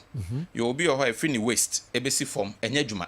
Okay. Obi so ne nsam ye no egu no egu ne ho kwa ontimi fa nya hwe enso saa nipa we ontimi nka so wanya stroke Okay. edi entia ne brain no eye intact boni bi enka no na mom ne nerves no na ama wa paralyze so enti ye kan nerves a eye bibi very crucial obi a wanya stroke na ontimi recover anaso ontimi sorry nanti bio no ne nerves nti na abasa Okay. Okay. obi nya stroke emoja kwa adrenim ana akate off ana ma sebe brain no some so kakra dey aba ho na sebe ya obeto form se wa no be chia se won sane da ho kwa se won nan ne so wo ho kwa ontumi nante na your nerves na akofa sa de na ba enti obi ho onya stroke no no ontumi nkasa na so nan say treatment ni ade enti otumi di nkomo Okay. so if it's about the brain dey an sanka ne ho ato no Yeah. because say ne nkomo die ne senses ne bibi apeke nanso still what form and as sebe oda so te hweche Okay. because nerves na ewu ye ne ye hu tracy ye and reviving na stroke na kan so eno na ma stroke abe chronic bi mu adwen om say this certain age cry and sabio enti sa oba new life from your party na se nipa no nya stroke no for whatever years it doesn't matter Okay. ye wo machine de be tracy nervous system no na hu particular one na awu man the side no echo off Okay. 6 months 1 year 5 years 7 years still na nipa duane fa no enya dwuma no Yeah. ye be feed nerves no your friend stimulation na by means of oral medication awonom and physiotherapy bi e be ya ma Yeah. na masa nerves na awu na ma nipa duane fa enya dwuma no life aside dey aba ho back na awatimi asori akona dwuma enti nipa bebre anya stroke a ushia na obi nkancho we wanya stroke because oba na otwene na form ana ne nsane dan ho kwa entimi nya hwe ebi nkra eche over 3 years ni enti eno na ma new life ne ye danso enti ye kan nerves a ye bibia ono no control your movement ono no control kasa meka say nerves na makwan Okay. me ba studio me bu mani bibia ho ye nerves na regulate Okay. so enti nerves ya de bia we can't do without nerves na normally no say o how ba nerves ne ho a eniema ɔdasani betumi afam ebi ni okay uyo obi a unya severe pulling pains so on say especially e maame mo de bia me to ase twetweme saa pain from mo to ase saa na fa o mo sere dom panim okay na e kofom eno na yama ne den sciatica pain ntu uyo obi a hu ne say o to ase pain if o to ase saa na twenwa fa o sere dom panim kofom a is a sign of o nervous system no na e dey ewu okay ana bia mo so no uyo obi a untumi nyina ho nche ujina for more than 10 minutes na why you do okay ase obeti ahwe ana wo nante for more than 10 minutes utimi say why you do yeah ana ona na you weak enti wa antena se ana say we dey okobo form okay enti wa untumi nyina ho nche onso untumi nante nche ana pain na free to as enti ama wo tena se nso ana wo bre enti obi bebusa se enya wo dey untumi nyina untumi ntena se it's all about nervous system okay and you anu bi ho mo nam a brape na ase sebi obi a wanom nsa asem frama na e control the movement your friend in nervous imbalance just onam ho na we lose control into onam ase oho eno na wo patrick akra bi pe na okobo form ana won nso a omunya shake we friend nervous shake or so pain one sabe wo so sa na oja to obi onso na ni achi e wo so sa ne lips na wo so sa obi okra ne body na nkasa na everywhere can vibrate bon say ne ho so sa ne ma we nyina ye nervous system problem no na say e kire wo sa wo nerves no hawa ba ho so ana wo hwe na sa wo na si form no ase na ye tofo to say foam ana cushion bi na tetale ase you obi o ha ne nan free mpaboam na si form a ohun difference bi e wo okay because ne nan ase nyina tof bi to say sebe fufu bi na tetale na ase ana obi o nso ana ne nan na etitiriti ya obi o nso ana nsa no katum say ya obi anaka just od ne nsa we be pia oh ne nsa tia nyina e very stiff ene ma sie cry problem ade kita no cry na e to form enti hu sa ne ma we nyina e ya nerves no na ewu so ana so be hu sa ase de panie bi e wo body nem sharp pain bi cho bi sa ana obi okro na o ho ana od ne safa ne ho asem mo abi we ne so hwe ni ne ho hu sa symptoms we bi a and the worst of it all ne obi o ha be na ne nan ba ko fon ebi o ho sa won so hu ne se ne nan no e shrink e ye ketwa e ye nerves ba ko so se ba ko on say ye wo de ultimate observe ni din hu se no nan na ase ba ko so se ba ko ana ye wo de ono hu se ne nan na e fon shrink ye ketwa eno na just nerves no na e dey edi sansemone no ana wo ho na ho hyehyew bebre burning sensation eno so na ye se nerves na edi sansemone no na de ye dangerous ho ne se wo hu sa sign we bi na o pressure kosro ana o sugar kosro ana nyame amwa na could develop high cholesterol and the man ye very simple so benya stroke because already no o balance enya papa ana afi no ofa aye dududu so on side left aye du on left aye du ana o ti ya no on side left on left in this side we take effect na obi pi kosro pe na afi be hwa na ma oni pedua ne fine dey ejojo ana de ba ko ye dangerous on nerves no ne say ye wo yare bi ye friend Bell's palsy so what in the that one na ya no man no achia no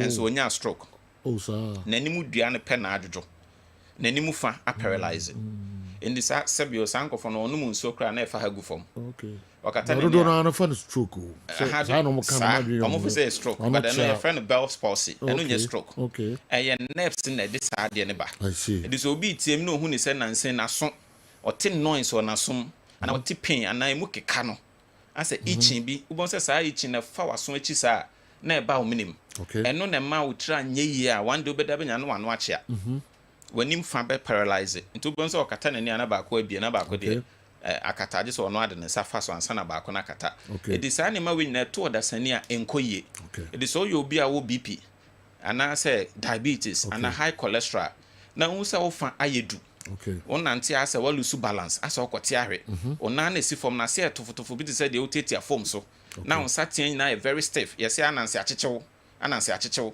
uhu sa de we bi pe ana unya sa severe pulling pain if you to asesa na esane ba form sa na waba ye will test be a friend brain and nerves na ya yes koba se we betima kotwetwen stroke yare abrewa ne aye dey yesi ano kwan sebe ya obet koso aye wadwuma na onkoto fom enti ye kan nerves na ne ho ahomete enti ye mo ye ho ban ye wo kwan ye fa so bo ho ban sebe ya onso betima nya going and coming bibia pepepe na boni bia anya dey anto nti quickly no me ma number na fe me met maja kwan me one or two things that me sorry nkobra me so wakonwa dey yentra so nchesa it is easy it's a new life from your party Dansuman runabout runabout okay when you do Dansuman first runabout in the park go police station bi ho we say call new life homeopathic clinic obi abechero you are ranking Solomon e wa Accra and Kumasi so you atasimanso when you do atasimanso tazi rank ho pe we say call new life homeopathic clinic almost drivers in the bed direct no about atasimanso yes antase neighborhood where enya de yira kwan your number is 0244 09 35 95 0244 09 35 95 and 020 33 35 439 020 33 35 439 rapid a minute na me ja kwan no emema bebre anya erectile dysfunctional omo chia omo be mentumi nyina so bio but omo refi say o nerves ebetima ma be mawu say o nerves nya dwuma o be cut off completely enti emema fan show trim say aphrodisia ne no medu ba bi a yentwa so na yen hwehwe die enti a womfi a wadi o be madwojo sabi wo makokra why do you lose your manhood enti say o nerves no e break it down wa e ma wontumi nya good erection because be ma be sorry a e moja any nerves sabi dompe bi e mehyem it is a nerves now coordinating here circulation of blood to your manhood enye possible and e background na moja kakra bi ntubon say sorry kra munya din enti there me what thousands of men ma ba manimu a me be me mu omre more na nerves problem on say material say na ma yatenka bibi twa we ma wote enti e ma be brain so libido because of nervous system near dey low enti one be ma hia kra won tehwe and anzo oda ho enti o ye be ma na hu ni say na nse won paso grass san obeba there's a way a check up natural baby free na say nerves no na touch ma obema na sorry na se nitrasia ya be ho adwuma enti na wahwe o diabetes no de bi omunya numbness omuna se tight titriti edi entia sugar na ese ne nerves ana sugar kro na etumi so kun obema enti obia betumi de nani a kire new life na waba ya re bi how adwen say high blood pressure say diabetes say your prostate cancer mema na dwun so bebre de bia obema mu hyehyew ukwa anadwo be dwun so san wo na ukon so a obechim kakra bi na beba de bia se bia ka ni nyina de ba new life homeopathic clinic ya wo humu aye dai edemo enti me ma number no ba kwa kan na masori ya wo Dansuman runabout e wa Accra and ya wo Atasimanso e wo Kumasi Atasimanso ne ben taxi rank no and Accra so Dansuman main runabout ofhwehwe new life homeopathic clinic wha na be hu ye your numbers ne 0244 09 35 95 0244 09 35 95 and 020 33 35 439 brapeni yamishra mami yebeda sipa Dr. Makaji ono ena CEO New Life Homeopathic Clinic ena yatinin kana misra mon friend numbers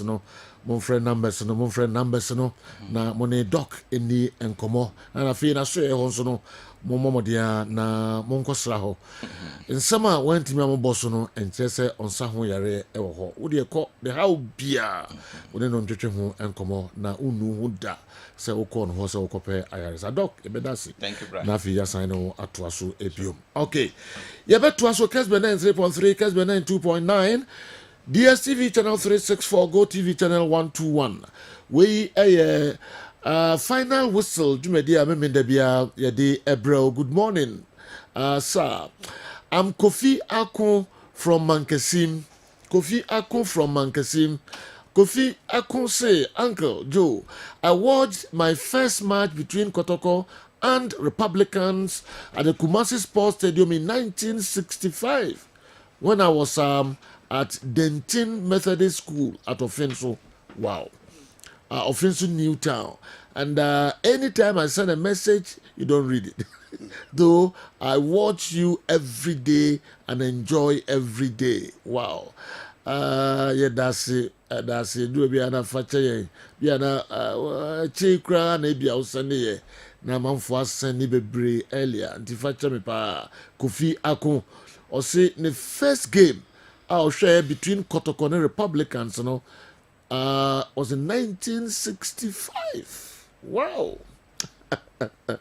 Nature say I'll share the first game and 59 years. 59 years and I'll share the first game. So you can imagine, on one case I know didn't feel say or share a game na can 59 wow, and beneficial programming yeah damasipa. Oh yes, but for ball like that. Okay, I'm not surprised about this apology letter cry. Gone were the days when Galka was the monitoring group to the FA, a group that birthed Kwesi Nyantakyi to the FA seat. It's like a toothless bulldog now. A group that was keeping previous chairmen on their toes. But now, what do we see? Greedy and personal interest. Now, Galka is in bed with the Ghana Football Association. Some of its members are thinking of their interests rather than the interests of Ghana football and the association. The state of Ghana football under Keto Kreku is nothing but failure. But these so-called people, so-called football people, have just been used as Simpapenin. As for Dro Nyako, the least said about him, the better. I support Mr. Kujofiano to keep the fire on. Instead of supporting your chairman, you come out with this disgraceful apology. Justice, Mampong Asem, Health Center, Esunediwe Abreye. Yambobo local source no eso kakrai. Se Newton aye ready dia. Nkamanishe eye league matches no emu kakra emayen. Na afei yɛde deɛ aka no nyinaa nso atoa so quickly ɛde amamo ɛwɔ ha yɛba a wo interest bɛwɔ he farm Andy Kem yeah me interest ɛwɔ Mr. Kujofiano akɔka asɛm afa GFA president ho yeah na ɔno ɔka n'asɛm watake responsibility for n'asɛm a ɔkae na ɔnkɔgyina baabi ampa akyɛw na mpanimfoɔ a ono omwo ga ka mo afa na chi akopa achew interest hopa okay mesa hwe league matches ne kakenden Julian Caesar asem na okan ase die ekosu nyina no yeah blame no nyina ekotoko na has okay die ekosu nyina say football ni nkoyi decision make bi o ho a e was almost original TV right hwan na ni nyina ekotoko na has me o ho a bia okay me o ho a bia yeba enna osaka se e be ye den se TV right no teams na ope no na brante na okata ha se TV right then ncho mo be take decision the question na me bu sap no on say no as a PR no ni team mpanimfo no tada chidie because you know ni team mpanimfo because it looks as if omo ye adwuma because I spoke to one club rep o se se o kasa na mpanimfo na team na ye omo dia na ka kire o se jai enye sa o be say omo investment into Abranti no Obeche United no Obeka say. Is it Francis Ade? Yes. Operations manager. Operations manager Francis, okay. Okay. The old Francis now. Yeah, Francis. Okay. Yes, okay. Francis, there's so a known person. Yeah, very. Do you know the Mbusane say? Esco member back who Obechem. Oru usu a chan ho. Are they in support of what he's saying? And only at some Mbusame. Okay. Into Koba, I would love to discuss any of these. The Malian FA has received close to $30,000 to support their women's national team. Sergio, I want to know if the FA has received that kind of support from FIFA too. For Galka, dear, I remain silent while they don't know they are Galka. MC Malik and so anyway. Ato Amani Pato Landis of Town. Pato say Barcelona will dismantle Madrid today at their own backyard, and Lamine Yamal is going to carry the day. Pato Landis Service Ashtown. All right, mefa video messages and so kakra nafi maba aye say Franco Naruho na baby opese local source no de fa kakra no on the afa amai. Mind you do me no in the best sorry na breaking news atwaso. Video videos. Sir Joe, so solution you no pay them do no one be at say. Sir Joe, me bomb about so you made them with the mass and Tamana Ghana man. Sir Joe, and a Clásico. Vinicius basic for me, Mbappe basic for. Sir Joe, obi a person of Betty. Say Barcelona betting about share Madrid. Oh, yo, of Pamela. Say boy no more against Bayern Munich na mo de first half no say Madrid no mo ne ye ba ke tete o mutim no. Ke tete o mutim no kra. Nti ene de ene ye be show mo 3-1 say Joe. Madam as wo djuma de mo de ma santima na Ghana man nyina. Shalom, peace. Babu. Laka. Chemu nyina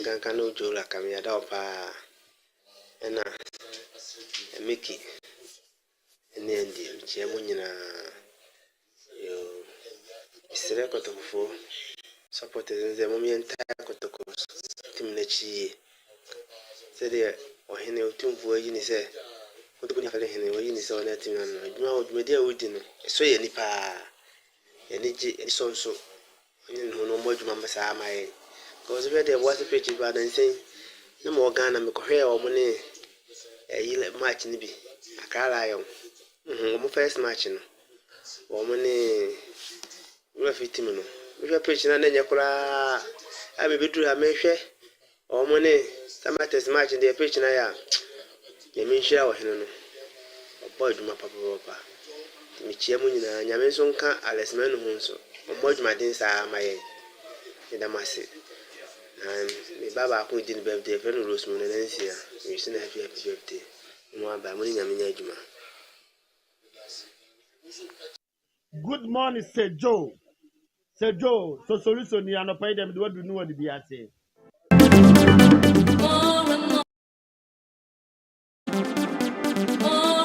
Okay, yes, I'm going to go Emra final whistle Jumedi so mredu se me call Newton Latte Marie that I've been on set na oboy mu kakra GPL games na ebe baso no you hear about pick na fe yemra ha na yemeto so new se why crowd someone. All right, Chief. My summer studio. I say Ghana Premier League, as I returning on March the 8th. Some of the big games will be a Basso this weekend. Not Dika Catcher, Chief. Some of the top clubs will be dropping points this weekend.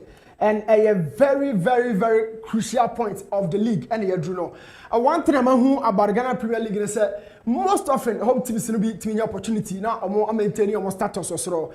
Mediama, Brekum, Chelsea, and of course other clubs. Because Kumasi Asante Kotoko, Bibiani Go Stars sign a weekend Rebecca. But Sergio, I'm said technically, Milima no disappointment. Obasa Cha Hwa Basia, and Masa to us, so Sala, Nema TC so.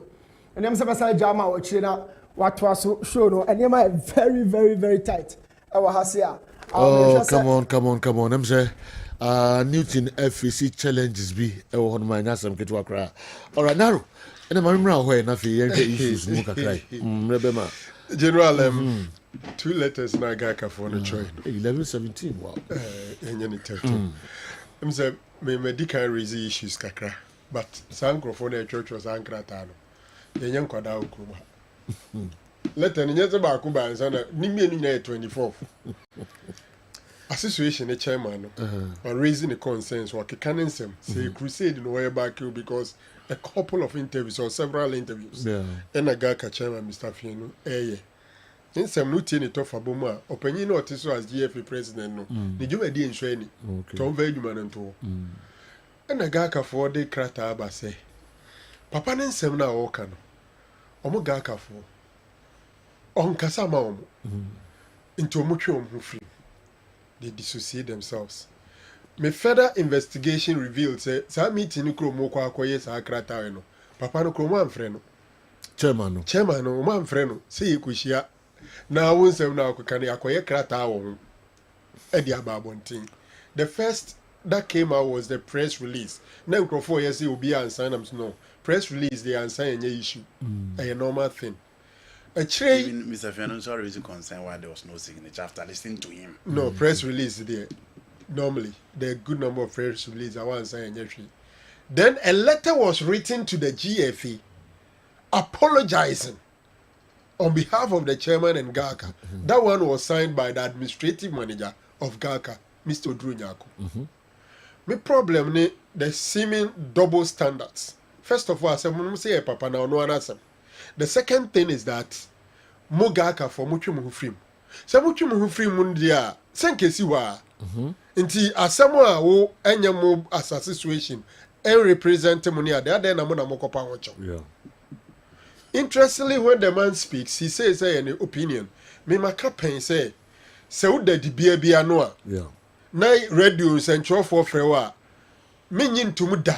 Sasa asem na wo ka no. Ene wa situation no enni bibika.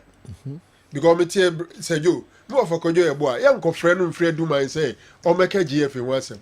Wo ye ga ka chairman tin ye frɛ o. So first of all me Mr. Fiano na asem na no ka say any personal opinion na nya ga ka no. It is difficult because as the chairman of GAKA, you are the chief spokesperson of the GAKA. So it's a bit difficult for people to draw the line and say, wait there and represent GAKA. Now be mobilizing Crawford now mwaka so untuno. Enya be na ujina so ye GAKA nya. Na general, who share Mr. Fianun Sema Oka. Now here 2 letters now about now. A kabi biache o pefe se GAKA bobu kuno. A GAKA kuno. Ayembre. A jija. If you say that is what makes the whole thing very funny again. For a be and munya familiar with Gaka, a Ghana League clubs and situation. Now a 18 Premier League teams, you know. Then 48 Division 1 club. And China nobody Women's League, you know, Premier no Esubeka omo. Enti omo ye welfare body like Abedwekua. Omuchume die pote pa ne se ombehwe se omo members clubs no se nie ma bi ha wo mo a esese omugiram na omukama omo club no now free so a free bro muti ye ne a change name abebe ye Gaka general they were so powerful during the dates of JY appear as the chairman with Kwesi Nyantakyi as vice chair and in them were free Rajimu Bebeka you know.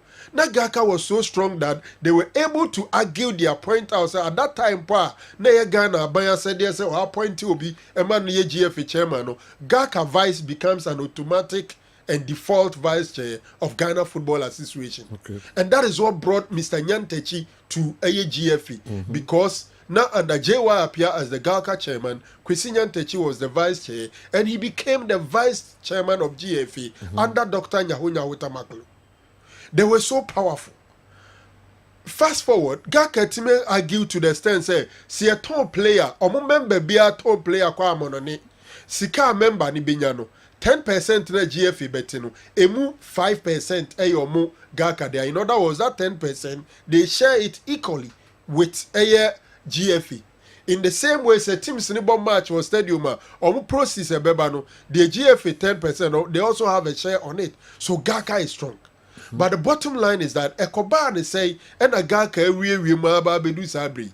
At a point in time, the advocacy say Gaka young family league no more rani it was so strong to the extent that people were sponsored to South Africa omunko studying Hesenia Gaka ombetima babe rani omwa league. Yeah.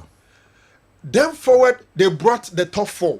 Top 4 became so prestigious, so attractive.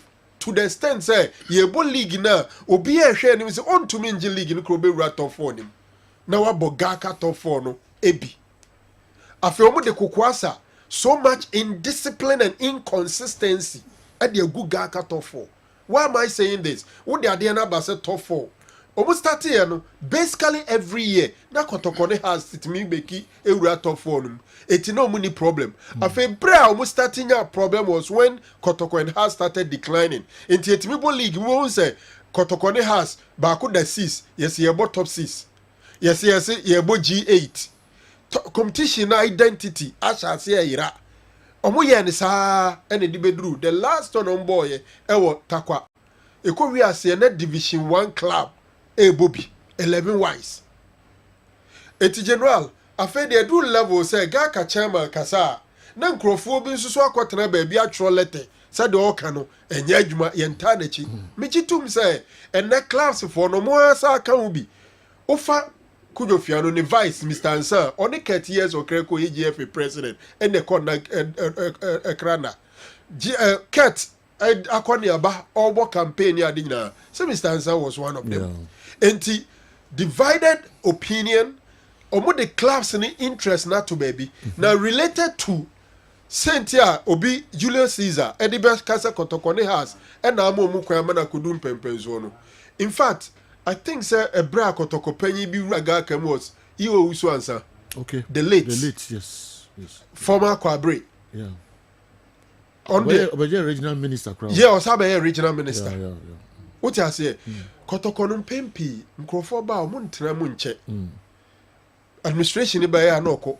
Baby says you better about my yard since you know who mu check akra. Until a number of times we say people from relatively smaller clubs and the honum. But I said Mr. Fiano say oh nay now I will put in a very nice way. I will see Mr. Fiano ugu gaka and I care to sugu ni GFE. Obi ahwem no obi anguni de. Wo waja wo de ho. E ba be ka kire GFE say ogu ni Ghana football ntino or resign. When one kasa gaka no ogu no Gaka na gu because emuya ananyamra enkaje chairman akasa na nkrofobia akoshe baby actual letter chairman can sanction them oduro yako administrative manager many Gaka for executive members some of them were not even privy to this letter ono answer the question baby to omo akoshe baby say bi na akotro emu ache omo work to kreko echi omo nsusu di na chi enti na naket ye po acho ye chairman ne kasa no wan kan ye na wadama e ma bu mfuye e bi kura friend daddy mpo e ma bu mfuye na o ma bu mfuya e be adwe kakra enti Kujo Fiano de fada sem nya sem o kwa o mjiem no ache da e se ye no ntem kan efi etigal kadin na mo masom say general you see ye ka say e league ya ye boy omo yi number of matches on different media TV stations. Clubs, basically everybody is complaining privately. Almost on platform, we try to so no be in no be but Sagaka is strong. And no welfare body no. Almost say an elite division, tier 1, Ghana Premier League na ebono.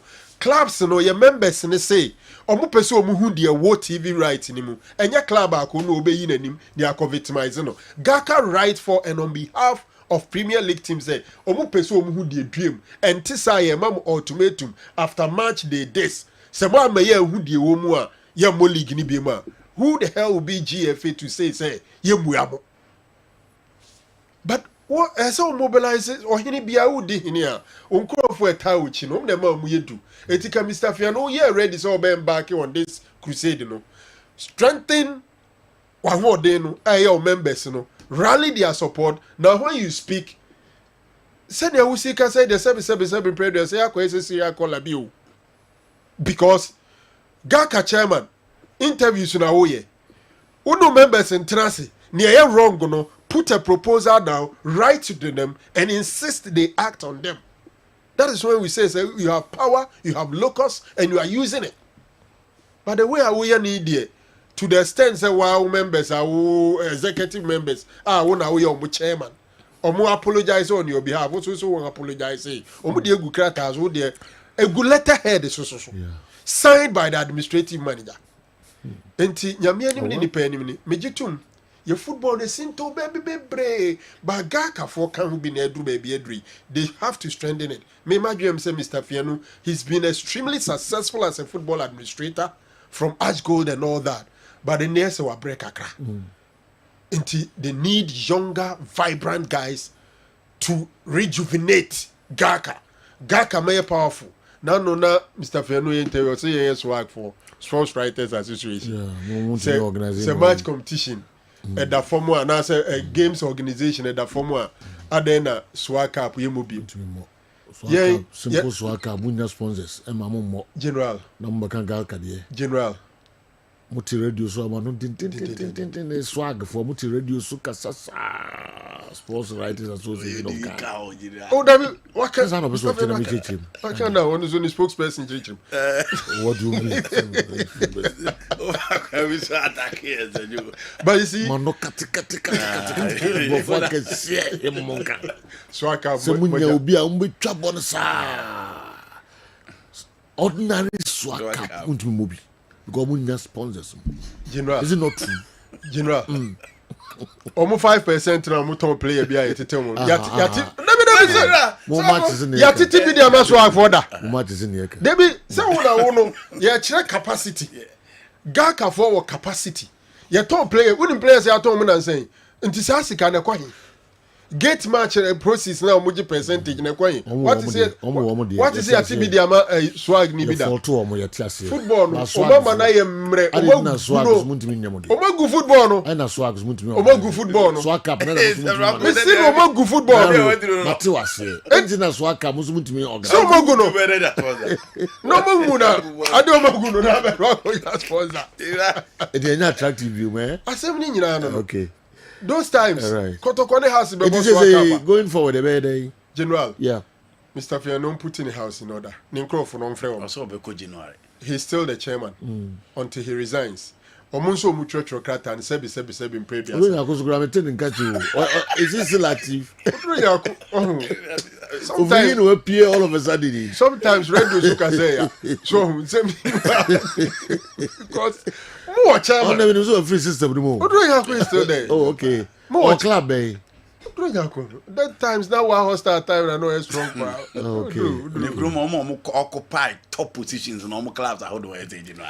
Okay. Into Akopa FHO on behalf of GAC. You're not your GAC and Akopa on behalf of Kujofiano. The letter is on a letterhead signed by the administrative manager. Okay. All right. So it's an official letter. GFF also receive a letter. No. Now, we say. Omo dwene won so omo de beche omo. All right. O ho abi enka emra ho kakra na fe. Ma me nkokwa na black o quick na me mra ho. Penifon de ba that's me hunko adia why not.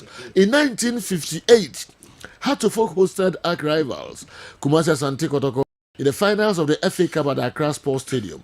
Hatofok took the lead by 2 goals. Kanketsi, Amadou Akuse and Ofe Dodu. And in the second half, Hatofok came to the field with red bandages tied to their waist, teasing Asante Kotoko because they were in an all-red attire. Mohamed Salisu got a hat-trick for Asante Kotoko in the second half, with Adakwa adding another, making it 4-2 in favor of Kumasi Asante Kotoko.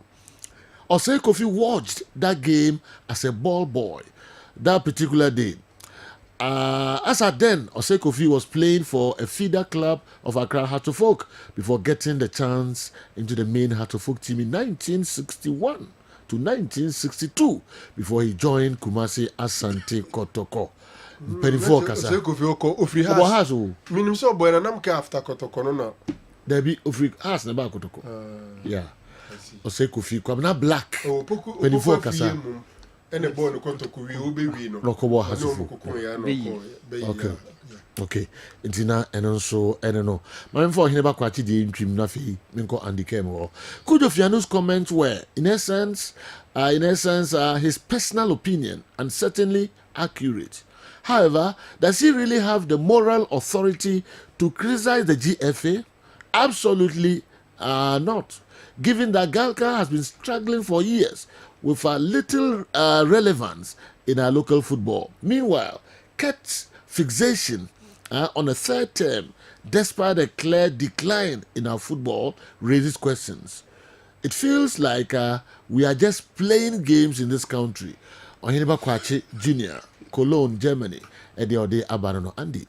You know, a baby Siman na ya de bia me kan say football ye e di akire ye ka ho nsem no ye hunu say ye ball ni nkoyi but omo yi omo sika omo to aba omo call shots omo take decision e we football ni no omo anything wrong with our football. Now Kotokone has the baby sigaka. You know, I'm saying, I ain't che ho. Any a tis Real Madrid ne Barcelona ka boom for the first time. Ne bin see that.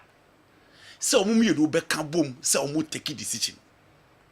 And no mumma UEFA ya we say. Champions League no mo bon sika o munya ni swa. Teams in keto ane doso. Into omu kwa kwati Super League. No mo call US compare $5 billion. So omu de ba beti Super League. Omu ko Italy ko nya Inter Milan ni AC Milan ni Juventus to fund omu ka ho. And omu nya other clubs in support. Now, UEFA who said there be so omu money under the Fiorentino Perez. And then one Laporta kan boboma. And now the pulling power omu wodi ntino. Omu betimi aha omu. Fast forward.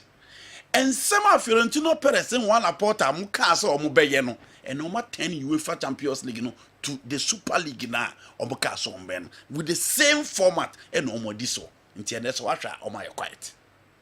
Se kotokone heart to folk eso original. Na se jo omu sorry se si ase. Born na ye born.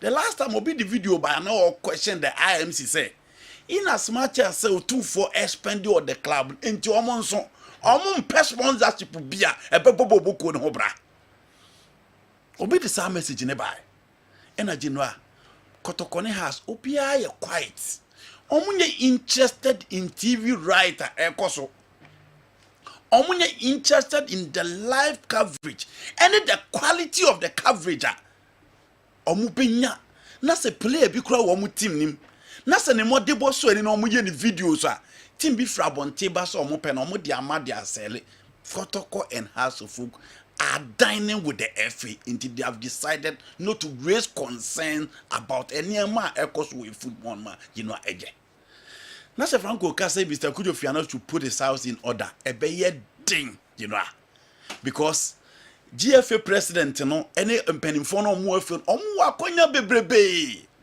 aga ka wo ye pani asa akonya no ni bie enje no aye class no no omo pe so the beko eye management committee of any of the national team when ya hwe na konti odu betu bi ba akoga aka konti obe na betu e dey na Mr. Kudo Fiano betimi aye to entice the people around ontimi nya hwe you know ontimi nya hwe eti sanchiche muna abane no ane beba and minim at the crew of football circles every GFA president anybody within the football circles no akwa ye presinga obia de no obia baso body enko na nkasesi ababia ye ball ya ba biduri ene ye class na sorry ye tina omone the right people to make amends enye ensentwe for omo na nka omo so de agina mampanimfo na te se de Julian Caesar de message ma o se class na fetche efe no with so much power say omo ntimi kura nka omo asem na de no ye to abayi any wa oba bedi eso no ho na e power nka class no but ye situation akwa the other side of the coin enipa na ye koto abayi no ono ni mom ni esuro se ye beka na asem nti hwe Mr. Ansamo ha Mr. Donya akomo ha you know Mr. Donya akose de okan and he cry out from our football.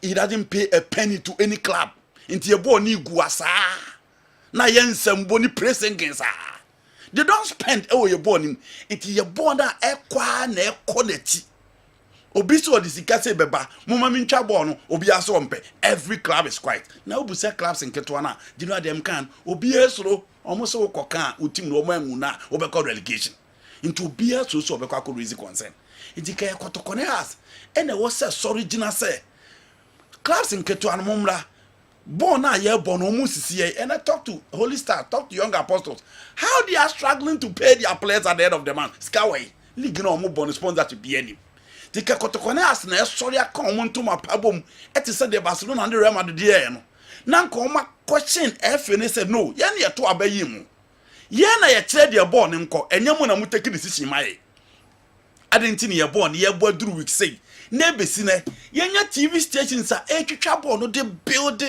general omo de build omo stations no omo to their own benefit na clubs na obi furo car for manyina se ekọ na rerugu general hwe fuel hwe payment of salary hwe winning bonus na sa clubs ni now takumpo anasempo ba ye kan na chupa ma abatu onduru china sa club na ye ti ha yesu mano no odo abekra besa akwa ye campaign aba ne nsem aka se wonya boot ni jesinti ye nto abama so masi na obete enti ensem a ye kan nei ya ka ene ga kana akwa ye toothless Mr. Kudofia na ono no ye pani ya oken omo ti na ti nyina obi ayi na se akonya eno no anso ne mode bo wo fem nti oka se obeko January no am for it because January so omo anyi obi o ye vibrant omo anyi obi a on dine with the FA there's no way the FA will set up obeka time swag swag time e ba beto aba no consent reason omo see football ne kofem. It is because swag does not dine with the FA. The reason why I'm meeting at Romandri. Baka Kaidi, you know, I'm penning for more because Sagana Kobomatia. You better be more take it time at your money. I come to you too. And the idea so become one or two. It is the reason why your national teams in penning for you know, your class reps in you know, be in team in Casa. It's your born a good idea. Forget about President Kate in the school members. Kotokone has to folk na kabum in the good football in general. Omunye interested. Say a born you bedru so na ya no mu rafi omo say born ne kosora omo ne benefit.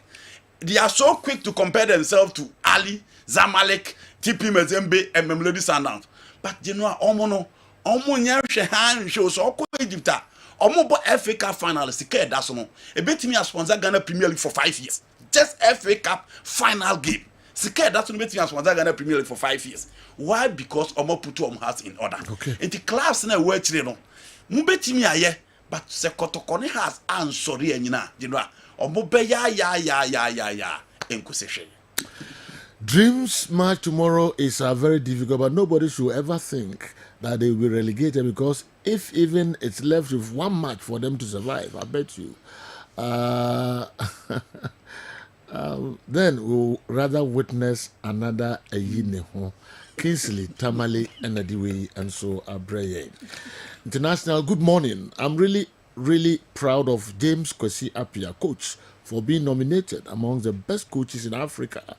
Greetings to the CEO of Dadia Consult, Paul Kweku Amoa, and Sir Amponsa of Anel Educational Complex, Bokrom Estates. Benjamin Kwadwo Asuakon, and Adiwe Abba. So, my name on Bokrom Estate or Hini. CBM is a Kababi Hini. And Bokrom Estate or Hini. You are in few. Bokrom Estate. Bokrom Estate in Kwan. Until Bokrom Estate Hini. Well, meaning by your in few. Okusi, Otra Basana Kusiesa on your right. Bokrom Estate. Maybe I know what more. Was it? Maybe a Bokrom Hini. And a beer. Meaning, Matia, but we just was a Bokrom Estate. Okay. Estate one day no money. I only hear some Kuna baby Bokrom, no bit man near you. And Kaiba Copre Ahinero. I didn't know Bokrom Estate. I don't know. Bibi ebe bi on HM. Idikwajo Esuokun aka Asida House. Yes.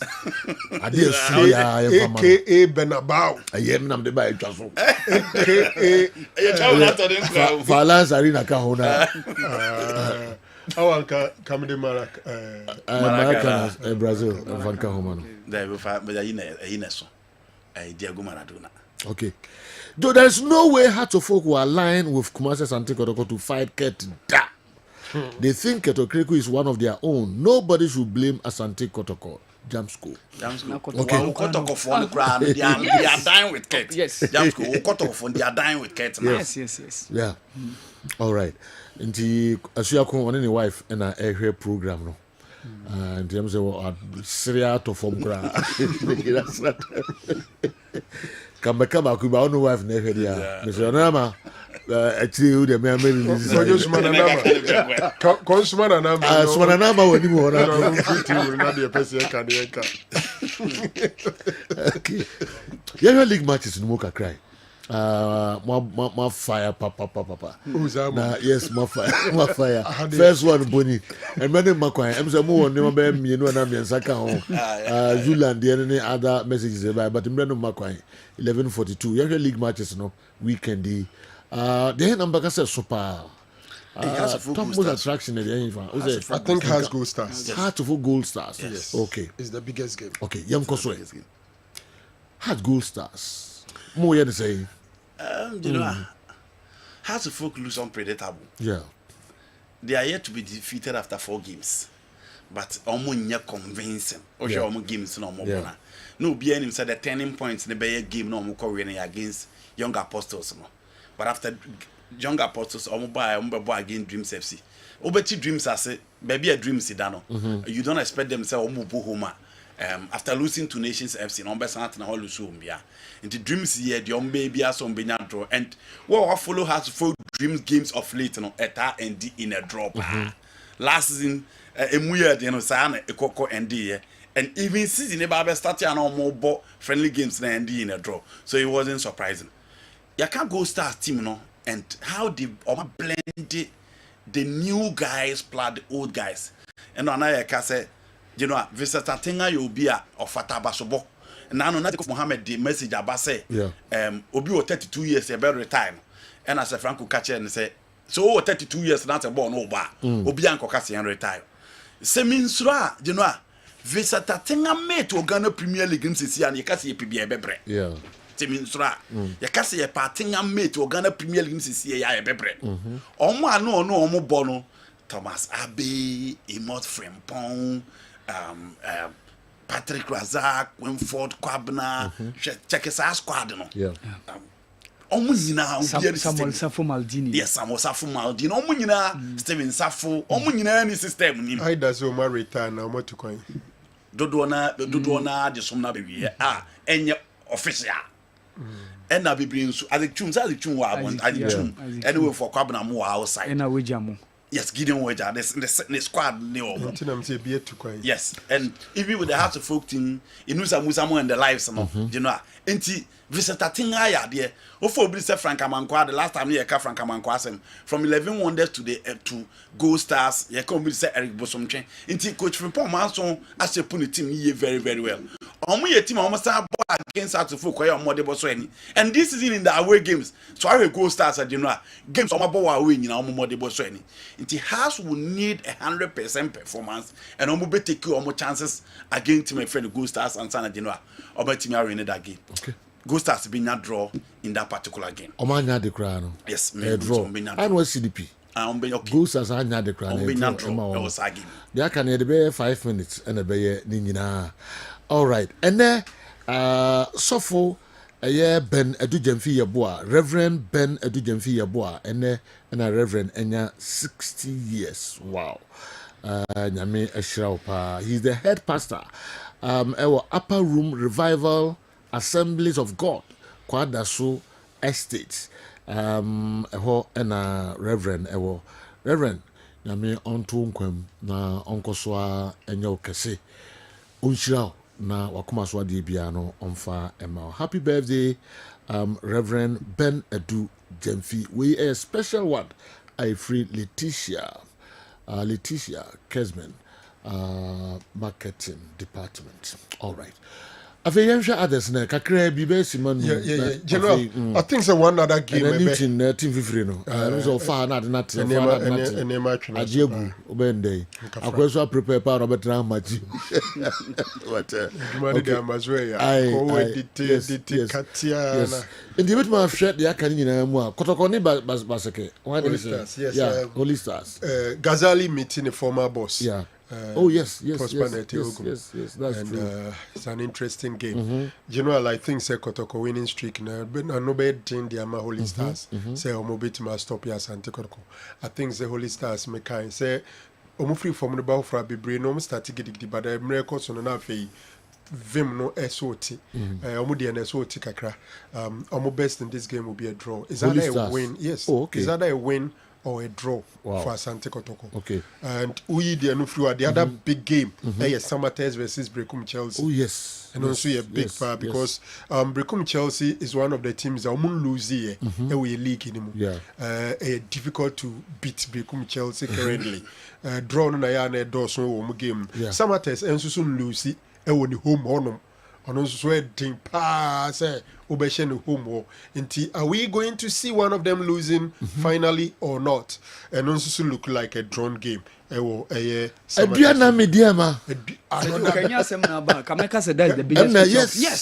Adriana Mediama. Yes.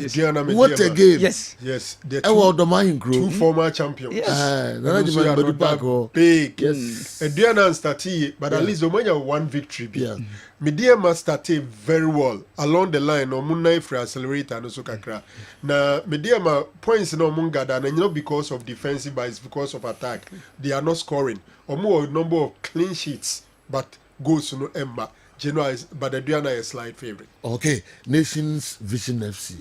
Brankasi. Dr. Kwame Sports Complex. Home games, draw. They will register their first win. Yes. Nation Benyan the first win. Okay. Over Vision. Wow. Vision is doing well in the league. When I think said so far they are the best performers, but I think Nations will register the first victory. Okay. Young Apostles referee papa. Fair officiating. Not unfancy dreams. General, so also peri your dear. Yeah. So also no on the need that you say Mumbai and the peri no munyo. That's all. The best referees no. Komo peri yo. Fair officiating. Not parking the players in decided the outcome. Okay. All right. 1 minute you be sum up now. I think Sir Franco games no kekani nyina menene ya adwene e games no Vision ebe Lucy Nations be picking the first home win if so nyanya bia a big game, all right, but some are very careful. Defending champions too Sushia is Samates and Brekum, and the former champions also SI so ya mediama so ne adwene games all predicted scoreline is so tough, but let's take it to Sir Franco dia. Okay. All right. Enti birthday bi ana wonim bi amfiri o ma narrow second division league na started na 3 o'clock ya corner se ball Wesco. Okay. Na de ba se corner se ball Wesco to be ameta o machi. Okay, Ghana nso any Cote d'Ivoire ene wa foot tournament ekoso Togo no semi-final game and so tari pa awa hin e be hwe no say you hwe no way YouTube neta YouTube. Okay. Your mountain ana omo UFOA page bi. Okay. And Facebook. All right. And also omo ta de ba honom neta. Yeah, the live commentary ebeba afa games no enyina enhomo bia nyina fidie mfam free Kessben radio 93.3 na fe 92.9 ewo enkran. Aha na edi besi na fe yakofa Dr. Amegashi enso nkra to kakra 1 p.m. pepepe na breaking news of 4 and so eba na mambo ababe trance edamu nyina se yo sane mo atrance biom adwada yakram Dr. Amigachi okay. Because kind Jeremiah chapter 9 the verse number 21 was say owo afrafa yempomem ena yade ewura nipa widim se eba be ma emrante ne mabuno yanim aguase na enkokrafo nso ayede akadem menua se obi enya yade na yade hye ne widiem a yare ne trimpon ne bota nyina se ebe ma nipa na nim aguase anase mfie nyankopon de ma nipa no obeti nipa ni mfie so opani ndro na onyankopon de ma ye wasase we so no enye obia na ode sa nimde ne ma ne se obehu haban ma esa yade because ahaban na edoso enti no okan Exodus chapter 30 the verse 125 say eduro no media ma edufrafo nti obefra na edufrafo nyansa so enti adwuma bi obia ye wasase we so bia no oyam nyankopon.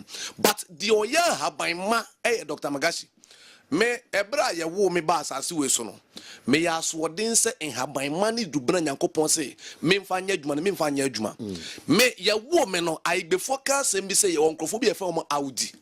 But me ye woman no na nye Audi na mum na ahaban na ekura mensam me ye madwen se me nye ahaban duro adwuma no me da na imumu ama me papa Kofi Gadri asaman kese won no de ahaban na ye woman na ye woman nsam no de kama no answer ma no ye den ebie me dia me ka che on se ebia na yare bi eda wo so yare na esunsum yade ana se wonya pressure and diabetes asthma cancer kidney problem ana obi an ebem esua eno no sa problems ni wo so a minua entra asase we so nkase nyankopon wa moawo eduro no abedi Dr. Magashi ho Kumasi ha yo mazi makro fa makro jom kwan kase ukọ police house wo mo wa akra mpate mo nyina na eye kaswa Prison Junction.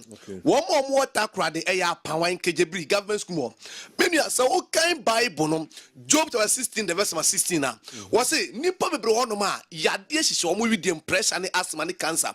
Any diabetes show me with them now. Woman ro brenasi. No mum pedi betuasian. Ama wanted them when in Kosiaso. Bible minya printing press. Job to 16 verse 16. Was it Mama or wanted them when in Kosiaso? Nipa be a yareshan or no paid rate to us. Send me panel on 20 September. Dr. Magashi, me word drop. So be your diabetes and us or paid rate to us. No glucose, no finimodium, no body, no produce normal insulin. Oba Dr. Magashi, wa me more run. You are running bro problems almost face a be a promise of faith and cophobia or our obiet me cop. Obi also a busiano woman. One more can you know but one side the encoy. Abra you want a punsio ganaha. You are maybe I had the fret punsio keke near the mawa. And never in a bay. Obi on Monia Cassifon quan and Ambato no qua with me boaman for no quayamano. At the bad dear ne cosun taken to me well. Sometimes did you maybe so soon however. You are bro on my opening. Diaka can nip on the sumiano and the Namsunte Yarena Danosom. Because our kind Bible, Isaiah chapter 59, the verse 5 was in po abbey phone pocranum. So Omu says, Omun to me, no many than swak and so Omuya and answer 10 times said a Bayamuna Manachichimo. Obi on Monama and answer 10 times quite a chichenum at the great abitum, but on unquote and answer tachinum. I had the bad dear Dr. Magashi may say, Yadian in Amiwan will draw Obi a chon a hanum, Obi or diabetes met me the body pair habine. May the pair habine me the apple. I can apple no Ghana Hano and as a ya kind for them when you couple the apple and the maying. Sa apple no and no na habine media habine ba could be count can the moa diabetes as you too. Why I said Edwin Ghana ha and it's a wound nima Benny power. Edwin waga nkofo bro no mema esusa eye nketen abra Ezekiel chapter 23 the verse 20 no e ka che se mu amu bem esusa anase gonorrhea amamu bema atwetwa kohye mu yem anase ahonde nim no obema wo yire na wo ne tena na se wo mpra no obekai ne ex boyfriend na ne bema te se efrum ponko bema me ne efrum ponko bema bema ketwa enti se obema so a nyankopon kura ka che wo se ma sa obedi abeni because wo kan Bible no Deuteronomy 23 the verse 1 was say omo hwe wa peche sunsun mo mte nipa ya sa omo sa nkofo no mte aso dem mo mpam mo mfi aso dem ho entimi nua no asofo mbato mtie edifo egu Ghana ha ahemfo okronim Bible no e kan sempefe ma yenyina ya we Deuteronomy chapter 20 verse 19 was say ye ba betene kro bi mu na se yare ne e di ako a e ma ye mfa kuma mfa nse ho nua Esua bana yendi ni yefo na han sa yen yale enti sometimes se wokọ na se wo hwe kro na yetim na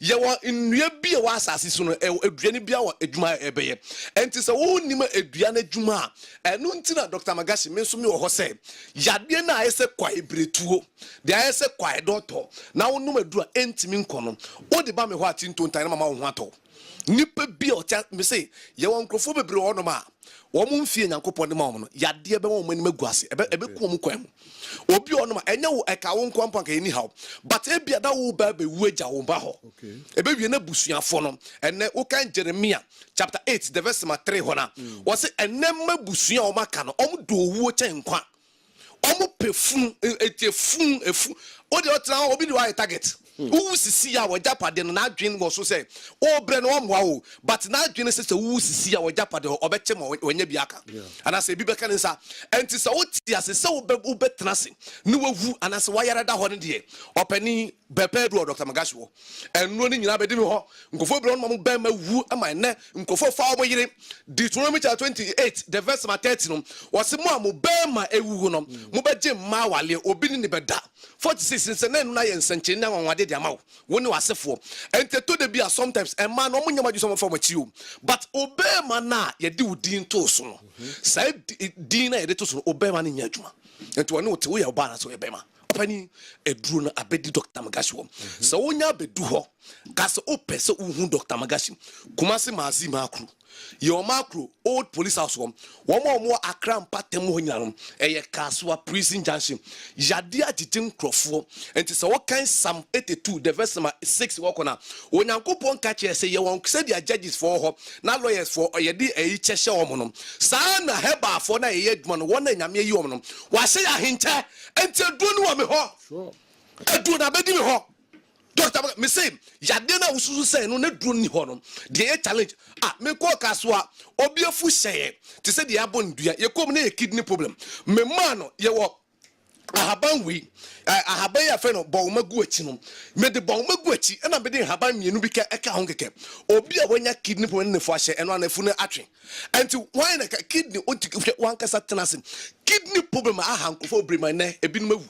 Obi person ko betime nka but wen home. Or person ko betime nka na nka ne yare ne da no so ne firi so akọ wono wantime nka da na se wo nyankopon aye wadom na se maba wo mpenso a oti wo yeden Fana man by Dr. Magasho. Number is 0547 0547 04 04 43 43 07 0547 04 43 07 Menua apa ngoma kwa ngoma so ne num de ne mum ne yem ntia said the onyankopon den haban mane dubrama yem na enne enipa hwe nyankopon abode so esua bi ne ye wo MPP aban na omo franka ne wo NDC aban omo franka CVP aban na omo franka no saa na nyankopon ka wo Jeremiah chapter 4 the verse number 21 was consider ban and obi betimi ayi mi nyankopon men franka de akere nyankopon franka eden e haban nyanko consider ban and obi abeyi nyankopon franka na haban mane dubra no obetra sa bo hu de wuro mani panyina hu se ampa nyankopon franka ne tumi aka ode bo so ne asase no ode ahye haban mam. Okay, Romans chapter 8, the verse number 8, 19. Was saying Yankopon the person or their nimdia and their habanum or the best CMO, but enam the other chassis or nim say ya labor bow. Say ya run a bar, young fat the other chassis and fan saw yadim. And till habai money do branum, a fit or body or boss soon as Yankopon in mind. And till so be our ho, met me their punsio. Epunsu ya met me the epunsu na me de haban bi keke afra na me de ewu afra mo omo ye dwuma na basa promise and for disappointment ebusu ani mu no obi etukwan but mo nko ade aware na ukwa na aye basa uti aware me nije me say ade a metimi aye ogana ha me ade a metimi de haban ge no enye ka mami ka no kwenche se wo ye nipa na se Yankopon empese wo ho beto a Dr. Magashi betimi aba to nteme nkada enti se bia nyame nhyehyɛ mu ne se wo ho ntɔ wo de a ebra wo teme nkan